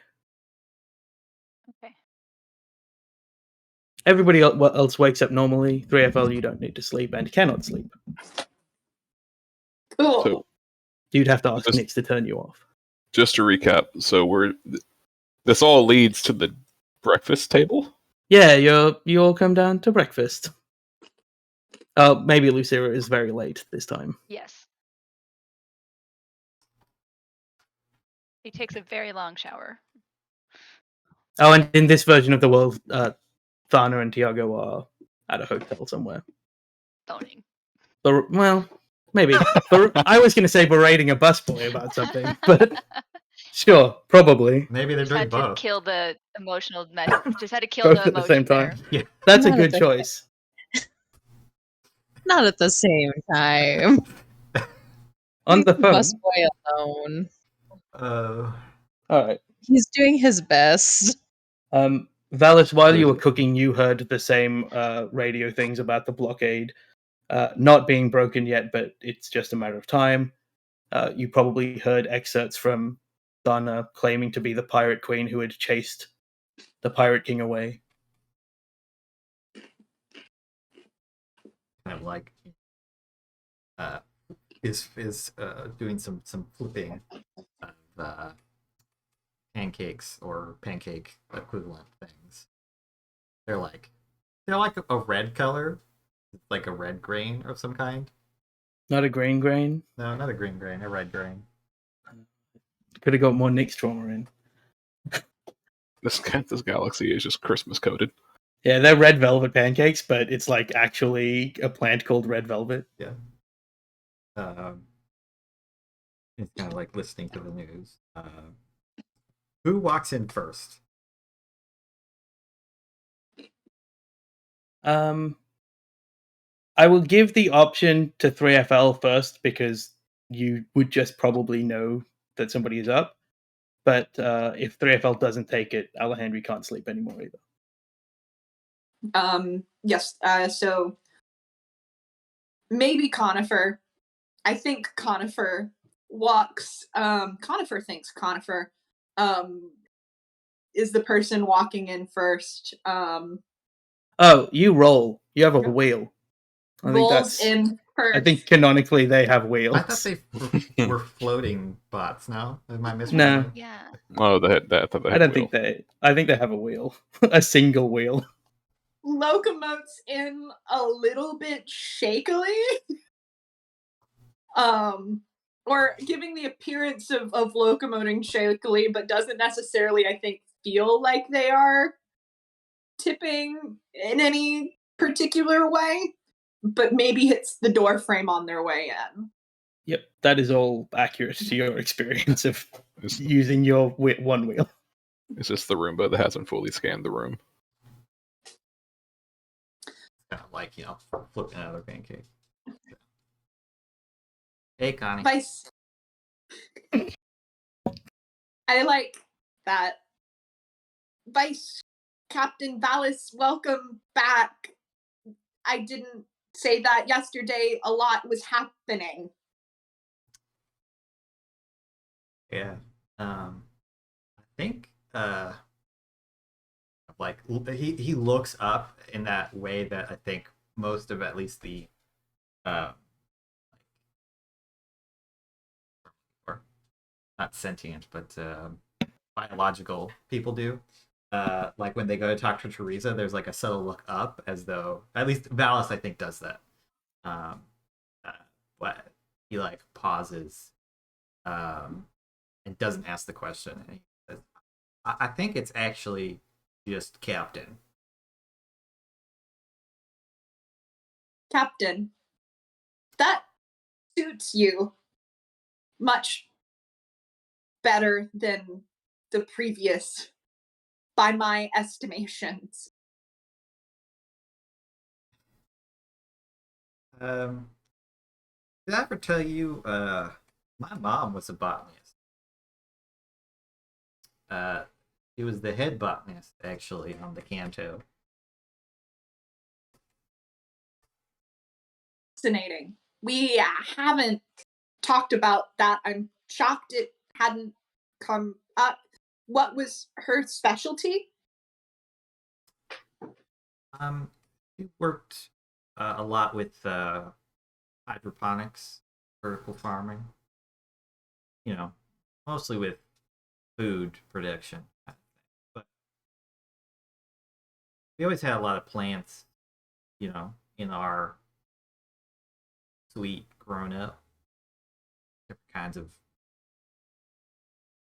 flowers, vines all around the room. Greenery is very important to the biological state of being outside of sustenance. Your mother was doing very important work in keeping that sustained. I would very much love to meet her.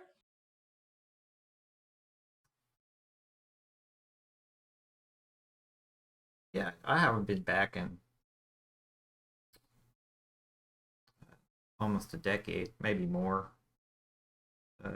I saw them more recently than that, but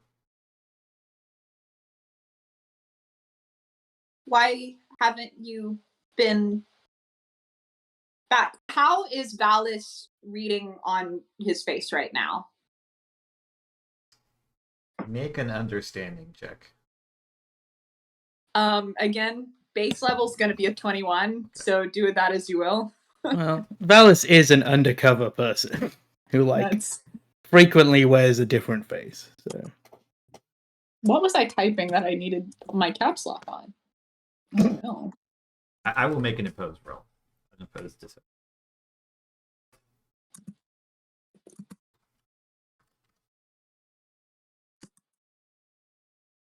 Not 12D0. Well, you almost certainly beat him. Oh. But 20, 21 base though. 21. You. Yeah, that's fair. I think you can see on his face. He seems happy. He seems like he's trying to be, normal, upbeat. But there's, especially when you're talking about you bringing up his family. There's like a a deep layer of sadness. The smile drops like a fraction, and a lot of people wouldn't pick up on that, but like kind of her can't help but notice these things. There is a lot that they have lost. Luckily, all of my mental skills are still intact. Well, I left when I was 18, standard reckoning. And most people don't leave the flotilla. I think on the Canto, when I was growing up, maybe two other people did it. It's a big ship, much bigger than this one. Did you want to leave? Oh yeah, I was ready to get out of there. I love my parents, but my dad was kind of a vice captain. That wasn't his official ranking, but of commander. A lot of the flotilla ships didn't have that kind of formal designated ranks, except for the captain, the admirals, and whatnot. Heads of different sectors. But I used to always think I would get so mad. I remember my dad, because I knew that he could have his own ship. He just never did. He never wanted to. Even today, as far as I know, he's been ruined the stars for 50 years since he was born. And no, he was happy, and I think I never really thought about that part of it. I just always thought, why don't you want more? I remember. Did you get more when you left? Suppose depends on how you look at it. I thought I did. 26 and had a lot of money in the bank. Fell in love, and I would say I have more still to this day. But also, I think that I'm not sure I will ever have as much as my old man did. Because I mentioned to you a while ago that I am on a pilgrimage. Perhaps without realizing it, you are on one too.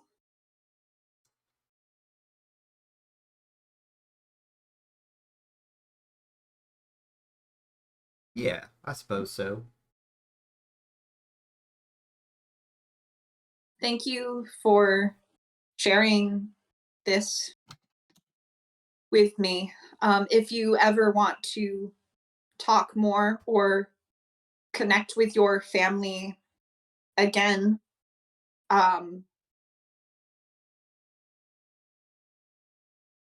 we can talk.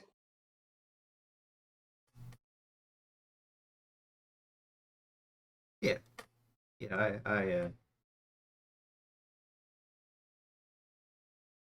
like that. think I think you and Ma would get on pretty well. He used to tell me that the you lived in a place without the pillar of plants that affected your soul.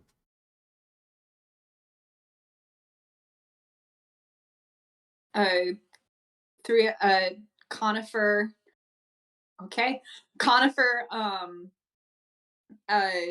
Taps on their new chassis. Yes, I still see the colors, but I was up in the lab a little bit ago and couldn't tactily touch like I could before. And it doesn't feel like part of me is sick or dying, just that it's not there. We'll make sure that doesn't happen to anyone else on the ship. There will always be green.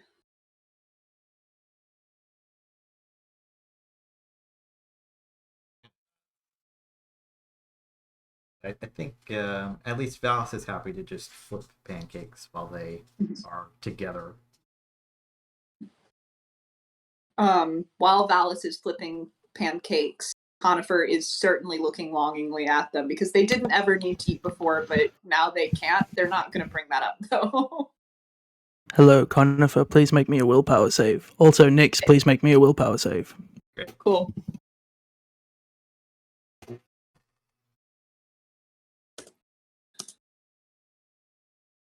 I think Kristen Ammons, am going to need to start making willpower saves soon.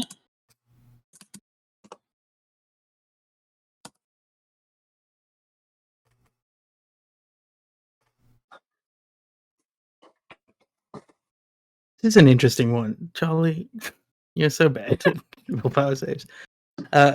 You both feel like an attempted intrusion into that psionic space. That sense of self, while weakened for Conifer, is still there.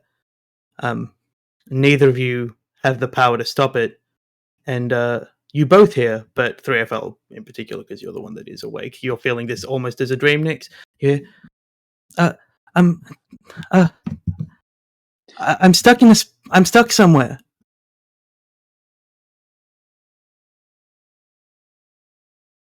I don't know where, but I'm stuck somewhere. It's weird. It feels like you here. Can I reach out also? Sure, yeah. You can make a psionics check. And you do correctly understand that is Fidget. I thought that the earnest puppy dog nature of Fidget would come across pretty quickly. Yep. Nyx, you have no idea who this is. That's a solid 9. You try and reach out for it, but you don't really have a great concept of how this works at the best of times, and you have just gone through some stuff. And you can't find the cohesion to reach out. It says, there's other things. There's some seeds and some books. But nothing else. It's also really small. I can't run around here.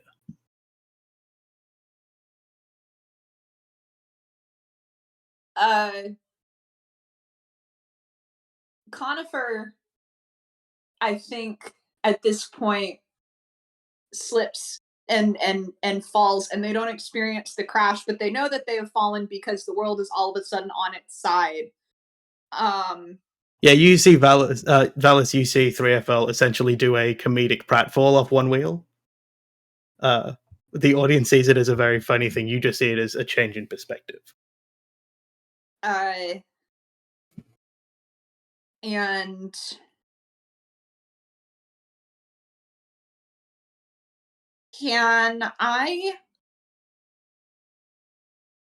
could I roll an understanding check here to try to put the 2 and 2 together, even though I can't reach? I've already failed at reaching out. Oh, and also my ability thing. Yes, for that reason you can. I think I would have let you do it anyway, but I like the use of the ability.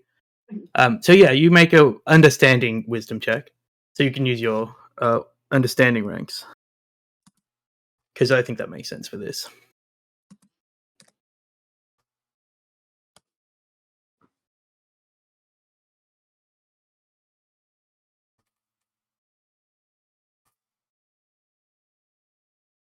So 21.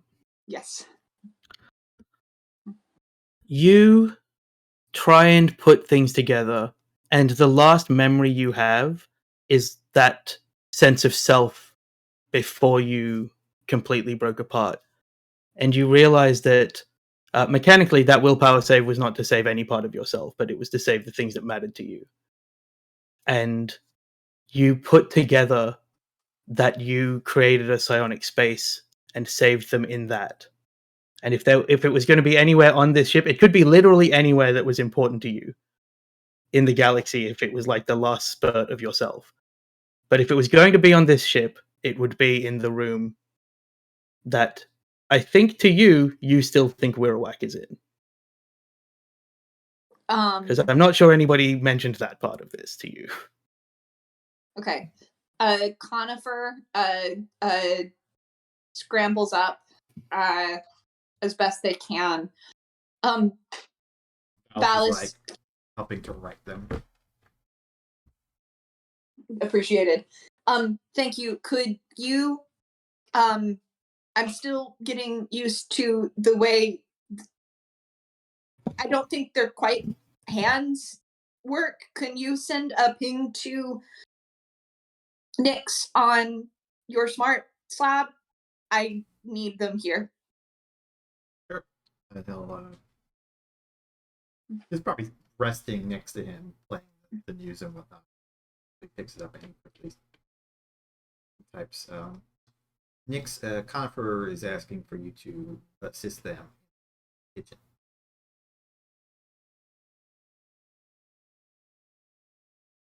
You're muted.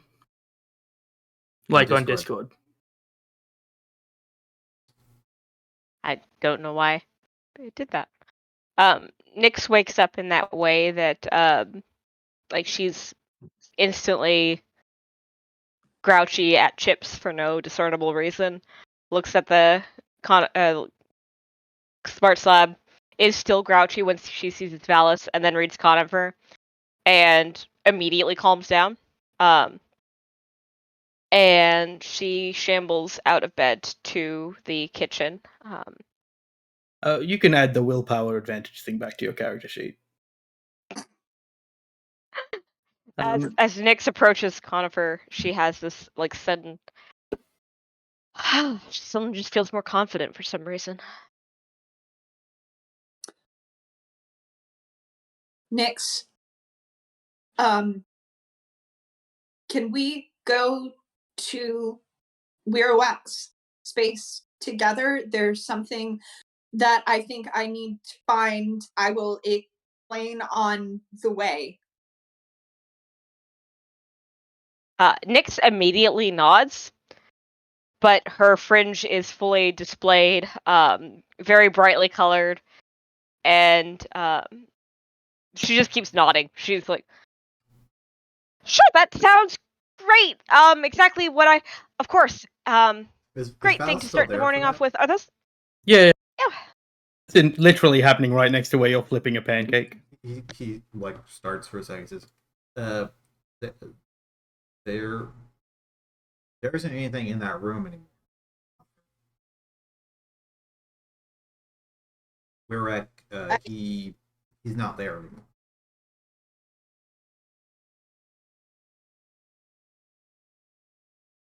Conifer takes a moment. That is why you are a captain and he is not. Right. I think I was coming aboard the ship. He told me he was sorry, and when I got here, they were gone. How I knew that something happened.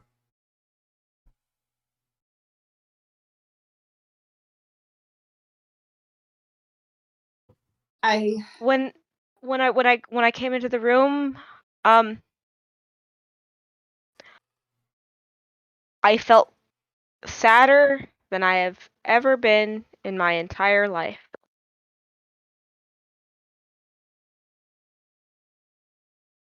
whack in as grand and terrible as I think he thinks he is, still seems affected by the same experiences of sentience that everyone in this room is. But we can talk about that later. I think there might not be anything physical in that space.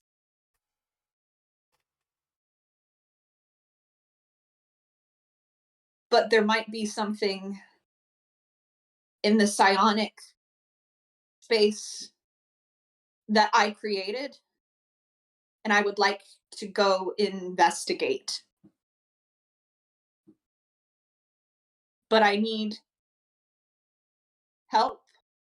I don't want to be there alone again. Nyx just wraps her arm around the new chassis while still aware that Thurifel can't quite feel it, but like makes it visible as she kind of leads Thurifel towards the elevator. What is the size of this chassis in relation to Thurifel's old chassis? How tall's Nyx? Like 5'1", maybe max. How tall was 3FL before? I think Conifer we established in the one of the pre-sessions is an inch smaller than Nyx is. All right, you're 2'4" now. About Yeah, they're really small. I thought Andrew remembered that because he was describing like looking down at you when you came in. I remember them, but they're pretty small. Pretty small. Mild. Also, this one has had its torso cut completely in half, so it's shorter by the amount of damage that it took from, I think, a shotgun blast. As you two are heading out, Alejandri heads in and like does a very dexterous kind of slide between the two of you, but trips over his foot because he's not dexterous anymore, and like almost takes out Nyx. But seems to pretty convincingly turn it into a dance. It's not convincing at all. Even to you, Nyx, it's not convincing. You head to Wirowak's space. Nyx pretends it's believable because it's better than the psychic damage of knowing that she caused this. How long has it been that they've been doing this chat and at breakfast and stuff? It is late enough that I would say that Kid can be anywhere on the ship that Kid wants to be. But if you would like to be awake, no, you can also be awake. I think it's interesting if you're awake. Okay. Because Lucia probably has finished her shower at this point, and then is debating to go get food or to go to Wirok's chamber, based on the night she had. So I think you have a draw to the chamber because of the end of your thing. So she'll consider food and she'll say that can wait, and we'll start making her way over to the chamber.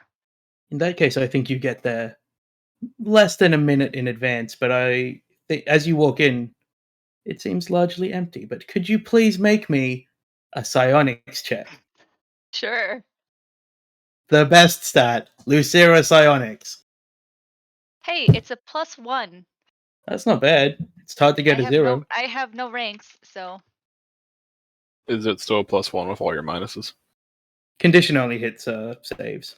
Okay, good. 15. The room feels empty, and it feels empty in a different way than it did yesterday when you were looking into it from the floor. But as you start to look around and you see the elevator open across from you because you've come from the other direction for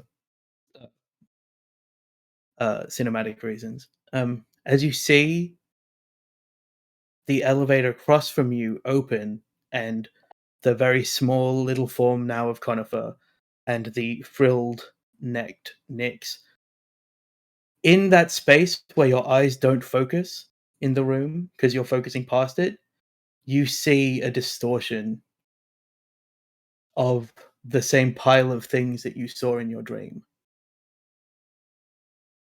But as you try and focus back on it and you try and reach for it, it's gone. You both see this happening. Lucille looks to be reaching for something, but nothing is there. All secrets are. It's the experts are multi-classing. You all become unwillingly empowered psionics.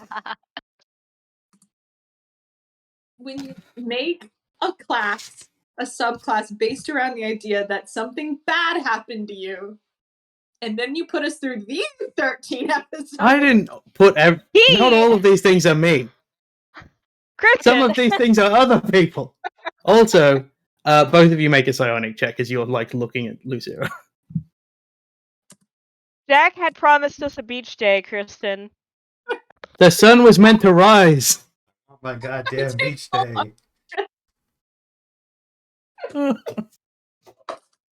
Nyx was going to find her trauma in a chlorinated pool that she wasn't ready for. I think we're going on your psionics check still, Nyx.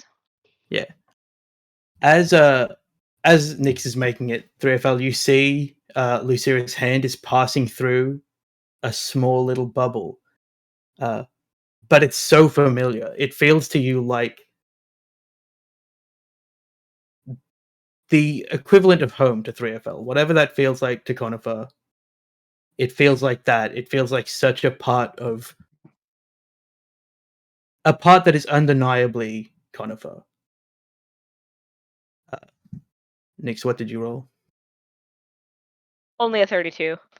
Just a 32? Is that a crit? No, it's too short of a crit. All right, you see a bubble with a pile of things in it. It's so real to you. It looks like a shelf.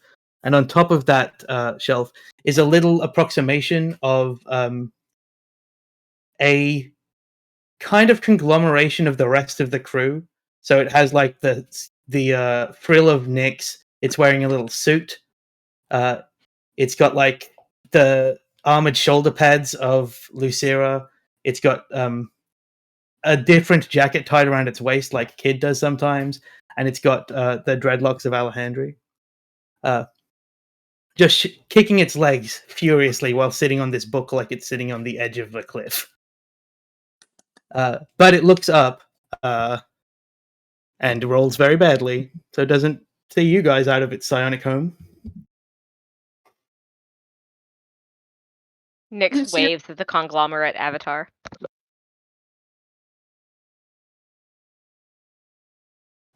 Do you both see something? I feel it. I can't quite see it. There's something there. Nyx is too I kind busy of looking it over to rub address the bad eye. When you cover up the bad eye, you can't see anything. Like you can see the Yeah. the world, but you cannot see anything psionic when you cover up the bad eye.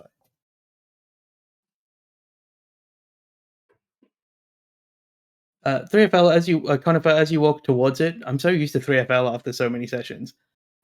Conifer, as you walk towards it, it becomes as real as the world around you. It is so much a part of you that you have put here that even with a significantly lesser role than Nyx, you see it as vibrantly and as clearly. And as you reach it, Fidget doesn't need to make a check anymore. And it's like a window has opened, and you just see Fidget being like, as fast as possible. That really hurt my shoulder. I'm so old.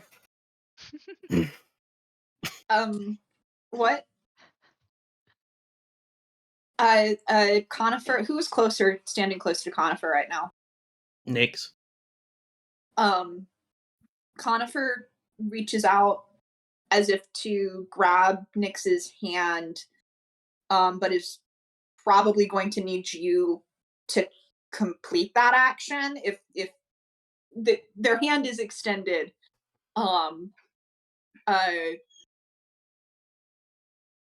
And Conifer waves back at Fidget and will reach out to see if they can physically interact with the objects in this space. What are you Yes. waving at? Yeah, you can. It's as if kind of like you're reaching into a little alcove. As you put your hand in, Fidget like jumps and is like on your hand, and as it leaves the sonic space, it curls into a vine around your little green arm. At this, Yeah, you just see a vine appear, wrapping itself around 3FL's arm. and they'll scoop anything else up that is in that space. Sort Sure. of. So my recollection of things that you have that I know that are important, it has the 9 seeds from the Empire, the 1 Yes. seed from the giant tree on the heart, Yes. the graphic novel, the Mhm. book in which Ichthyr pressed a flower. I think she gave you that ages ago. Mhm. Was there anything else? Their hat. The hat. Yes. I think as you pull everything out of it, because I really like the image that the hat is such a part of 3FL and Conifer, as you pull it out, the alcove that it was in kind of comes with it and is the hat. Like you stowed everything in your hat to put it away.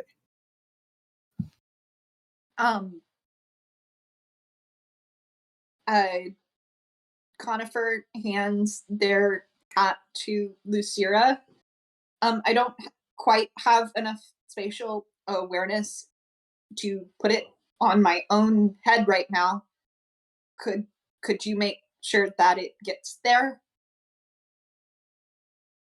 She's a little confused as to how these things just apparated out of nothingness in front of her. But we'll shake that off and go, of course, Conifer. And we'll gently place the hat, kind of adjust a little bit on top of their head.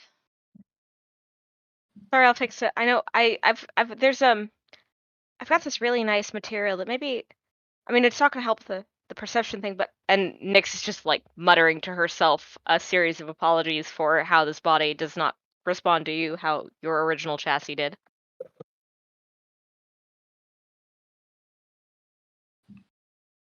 This is good for now.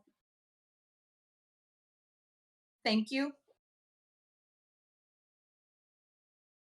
We should make sure everyone else is okay. Nyx just finds herself laughing.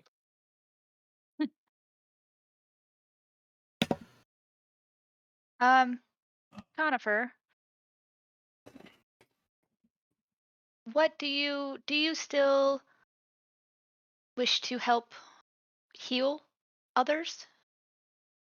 Take care of others?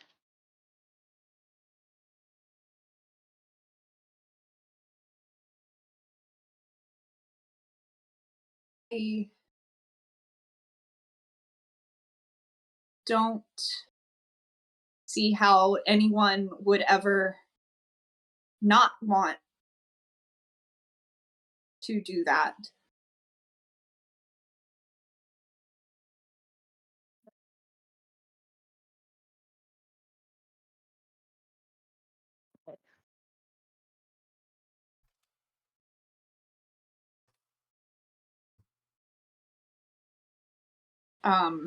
And Conifer will take one last shaky look throughout the room,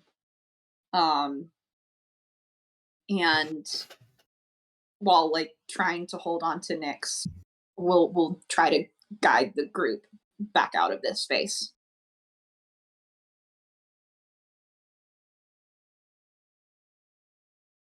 Sure, I think that happens. The leadership role of the very small robot, Chatty. Kid, what are you doing in the morning?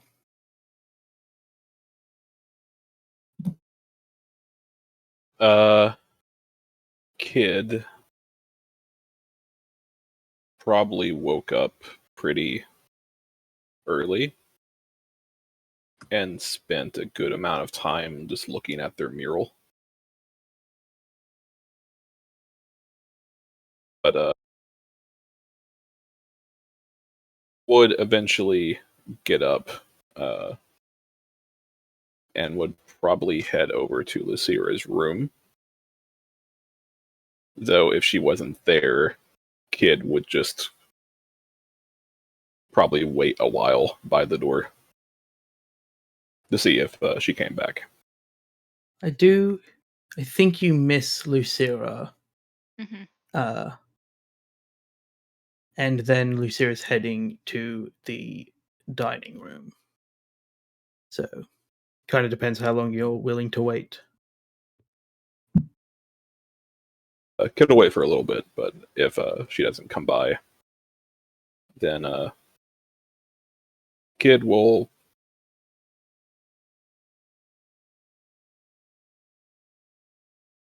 probably skip breakfast. All right.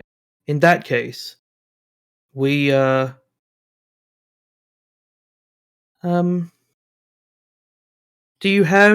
does anyone have a particular thing they want to talk about at breakfast if Kid is not there? Beyond just the fact that you could all talk to each other pretty much endlessly.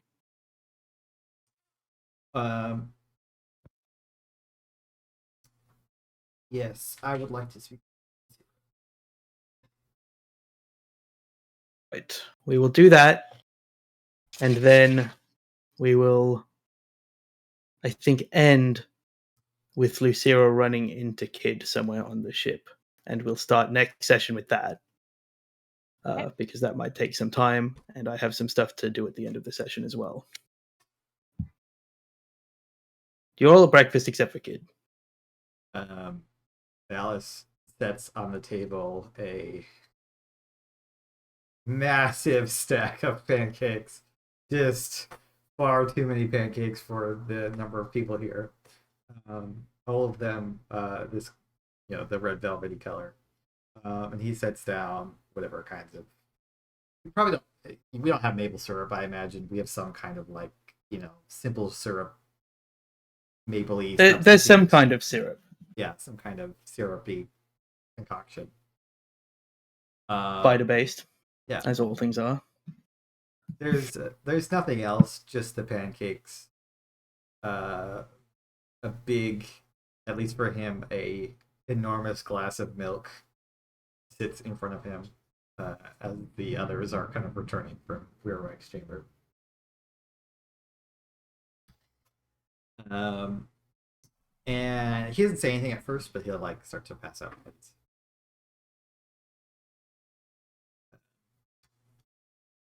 So, Lucira, I got overshadowed with a lot of stuff.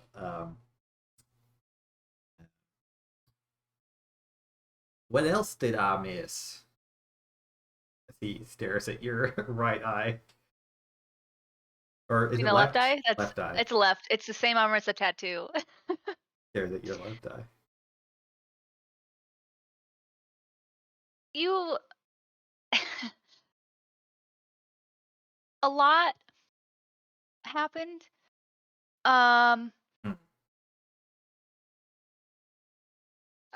Long story short, when you left, we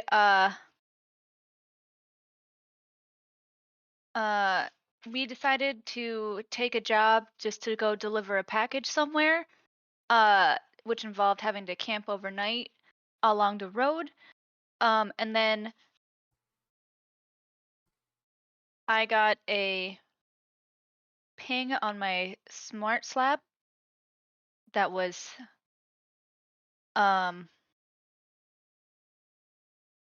coded and requested my assistance immediately. So we went.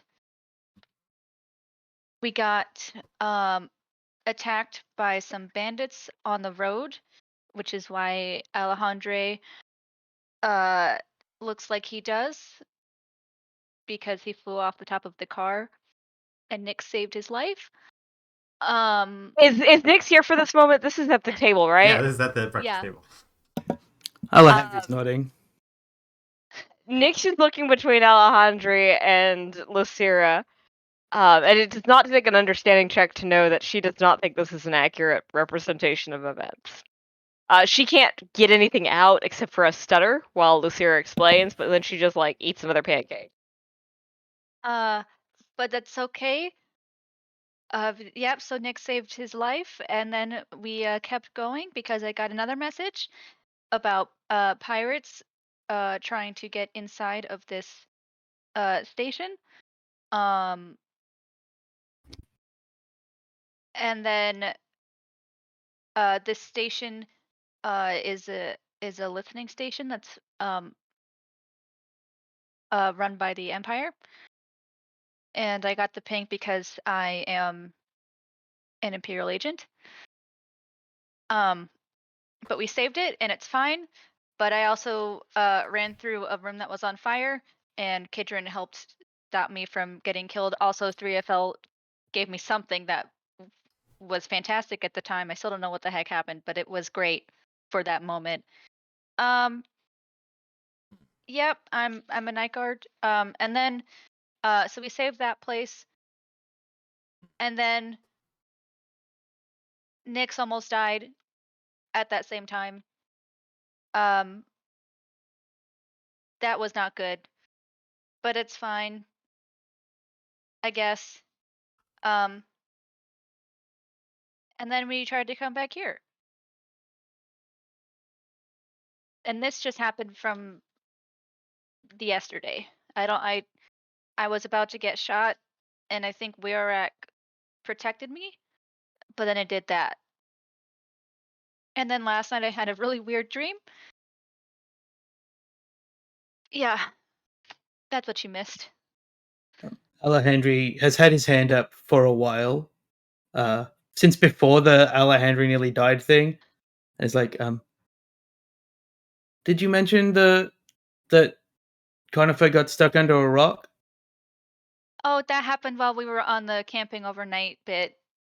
That wasn't good either, but Yeah. compared to the other things, it wasn't as Well, I don't know. It was also not good, but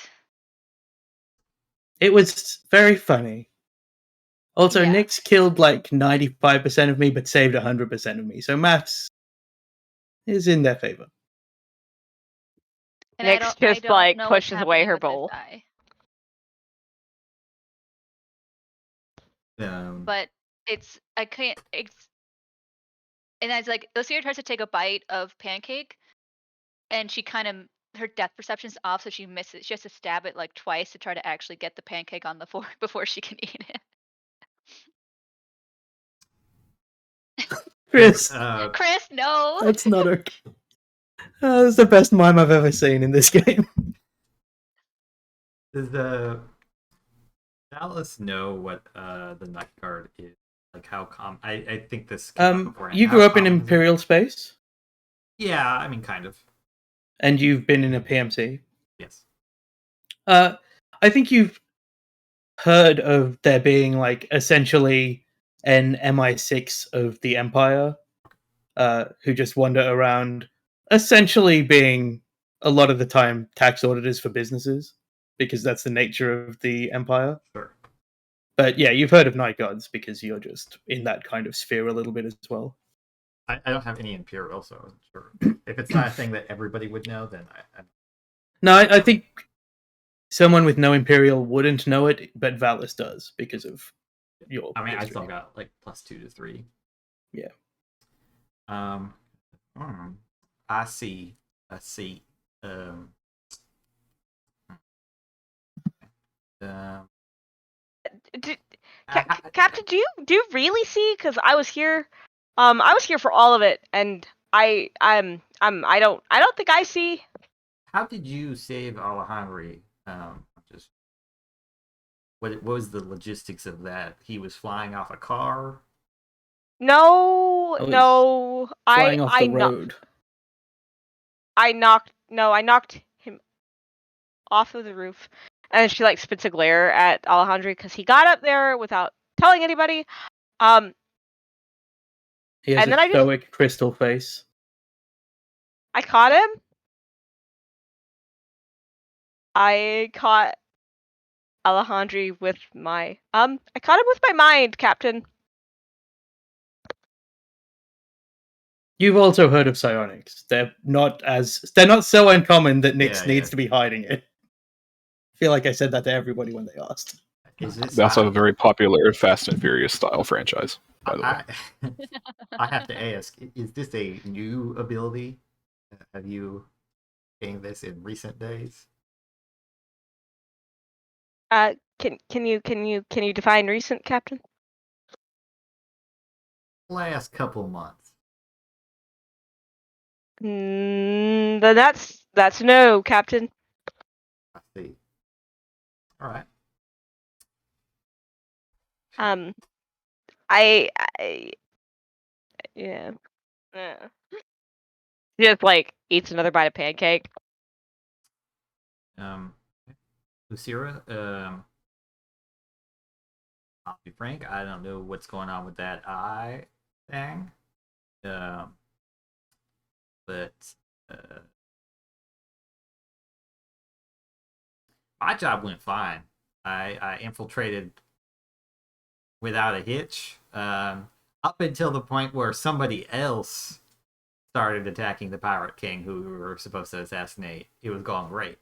And even then, there was a big ass like fire in the facility, and we were fighting a lady who, for all intents and purposes, murdered people with a whip, and I didn't even get hit. So, yeah. The word fire. Great. Lucira is staring at or Nyx is staring at Lucira. Alejandro claps, and it is the booming sound of like rock on rock, like you not getting hit, and the story in general. Man, How very lucky for you. so yeah, I just to show you where I'm at is truly flabbergasted. I mean, we need to get you to a doctor, right? Are you? I'll make a xenophysiology check on this not eggshell eye. My +2. No, conifer. Sorry, Oh, Valis, okay. you can make it as Right, well. You can make it too. It's not. This ailment is not Sure. as rare as the eye has turned into a calcified galaxy. The more you say it's not an eggshell, the less I believe you. I said a calcified galaxy that time. Then. Kristen coming in with the Natural crit. 20? I'm in real life not a doctor. I don't want to blow people's minds. It's a fairly common like I feel like discoloration that looks like a relatively like an infection that just goes away with time. That is quite common from people getting things stuck in their eye. Valis, even you with a 10 are like, that will just go away. Like, it's relatively normal for ocular humanoids. It'd be bad if they were just one giant floating eyeball, but Okay. Been a long Lucira, 3 days. I think your eye is probably going to be fine for what it's worth, all of that, everything else aside. you should wash it out is the main treatment. All right. That's good. It was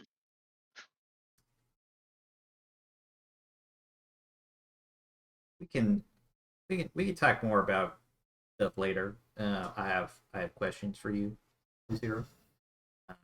all right. But we can talk about that later.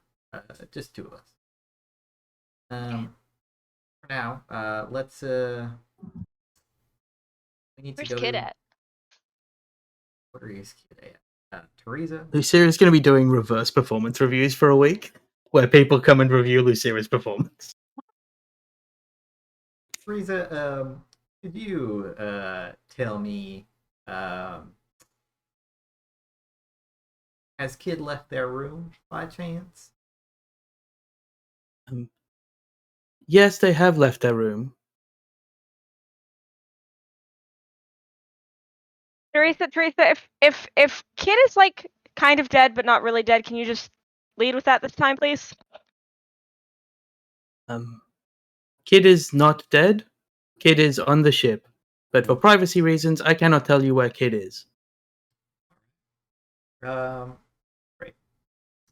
But we'll fill Kid in after. Yeah, we need to go to the science expo, I suppose. We can't take the ship, right? Like, because of the blockade, we have to. You could fly across the city in your starship. There might not be a place to land. That's the problem.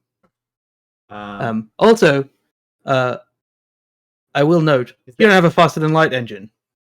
Yes. We do not. That's why the other reason we need to go to Science Expo. And their car's fucked. So we have what? My motorcycle? Oh, their car got taken back already. Yeah. No, we And already turned that shit in. But it was also your fucked motorcycle anyways. has been delivered, yes. Okay. You can get a car. You can get Space Uber, Spoober. No. Lift. As you're discussing the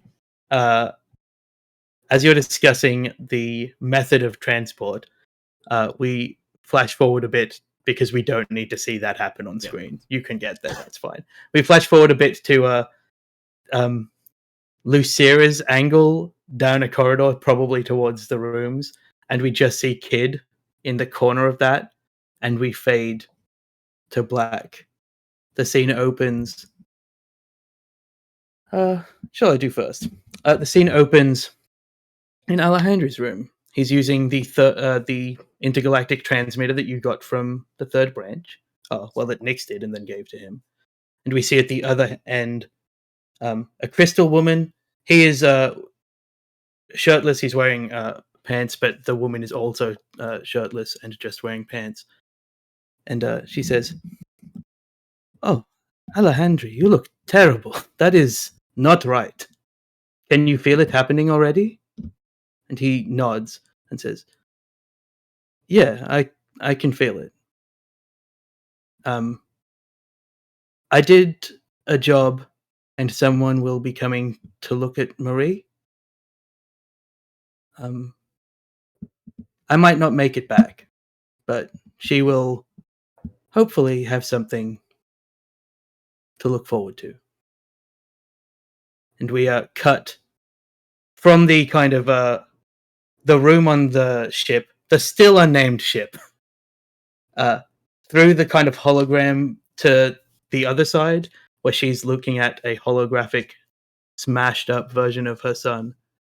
And the camera pans behind the room, into the room behind, where we see Marie, long hair draped behind her on a crisp white pillow.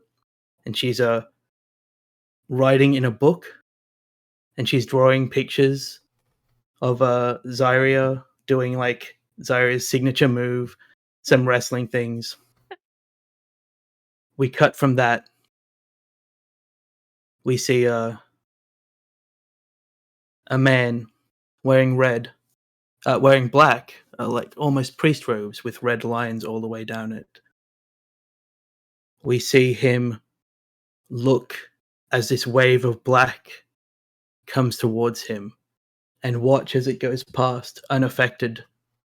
But as he looks back, a huge, thick red string, the size of a tree trunk, is jutting out of his chest in the direction of Litlas, where the burst has come from, and it slowly unravels and disappears.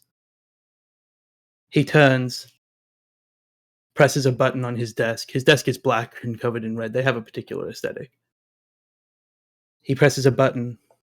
The door opens and we see the camera pan up to another person. They wear high heels, black pants to a long red jacket. They have blonde hair. They look to be 19 to 20 with a freckled face. They look to the audience, startlingly like Kid.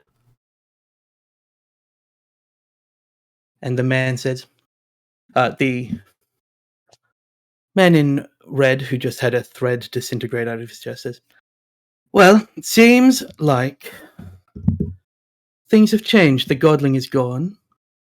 It sets things back a little bit. Aramis, set a course. Go back to pirate space. I want to kill that fucking pirate. And the camera cuts to black. And I would only say we'll see you next week for the next episode. But next week we're going to be celebrating the anniversary of the Imris stream, and then the Infinite by association. Kristen will not be able to join us for that triumphant big celebration stream. We're going to be doing some board games, other stuff if I can think of it, and make layouts. But we'll be back the week after for this, when we have everybody back. I might potentially force Dawn to wake up very early for one more, but who knows. I hope everybody enjoyed what is a chill session and is not bad. I was so hyped for, like, I said to the players, for anyone watching, I said to the players, I'll just do the flashback and then I won't have to show up. You can just talk to each other and recover. And then things changed. Thank you, Kristen. And I took that personally. Everyone say thank you, Kristen. Thank you, Kristen. I would like to genuinely thank Kristen, Yeah. because I really appreciate the commitment that you all have to characters. Just had to pivot there during the break real quick. Yeah, I had to rewrite literally the second half of this season of this game in the break and shift things around, and it is fine and interesting, and I like doing it, and I liked this session a lot. But God, can we just have some chill stuff for a little bit? So we I'm accomplished. sorry, it's forbidden. We accomplished a sci-fi goal. We now officially have an alternate timeline. That's true. So next season will be that continuation, then the season after is this continuation. A terrible thing for me as a GM. But yes, follow us on Twitch, subscribe on YouTube. If you like this kind of session, they don't happen. They're really rare, except for also the last 3 sessions have been this. So I think it's 25% of sessions are this type of session now, actually.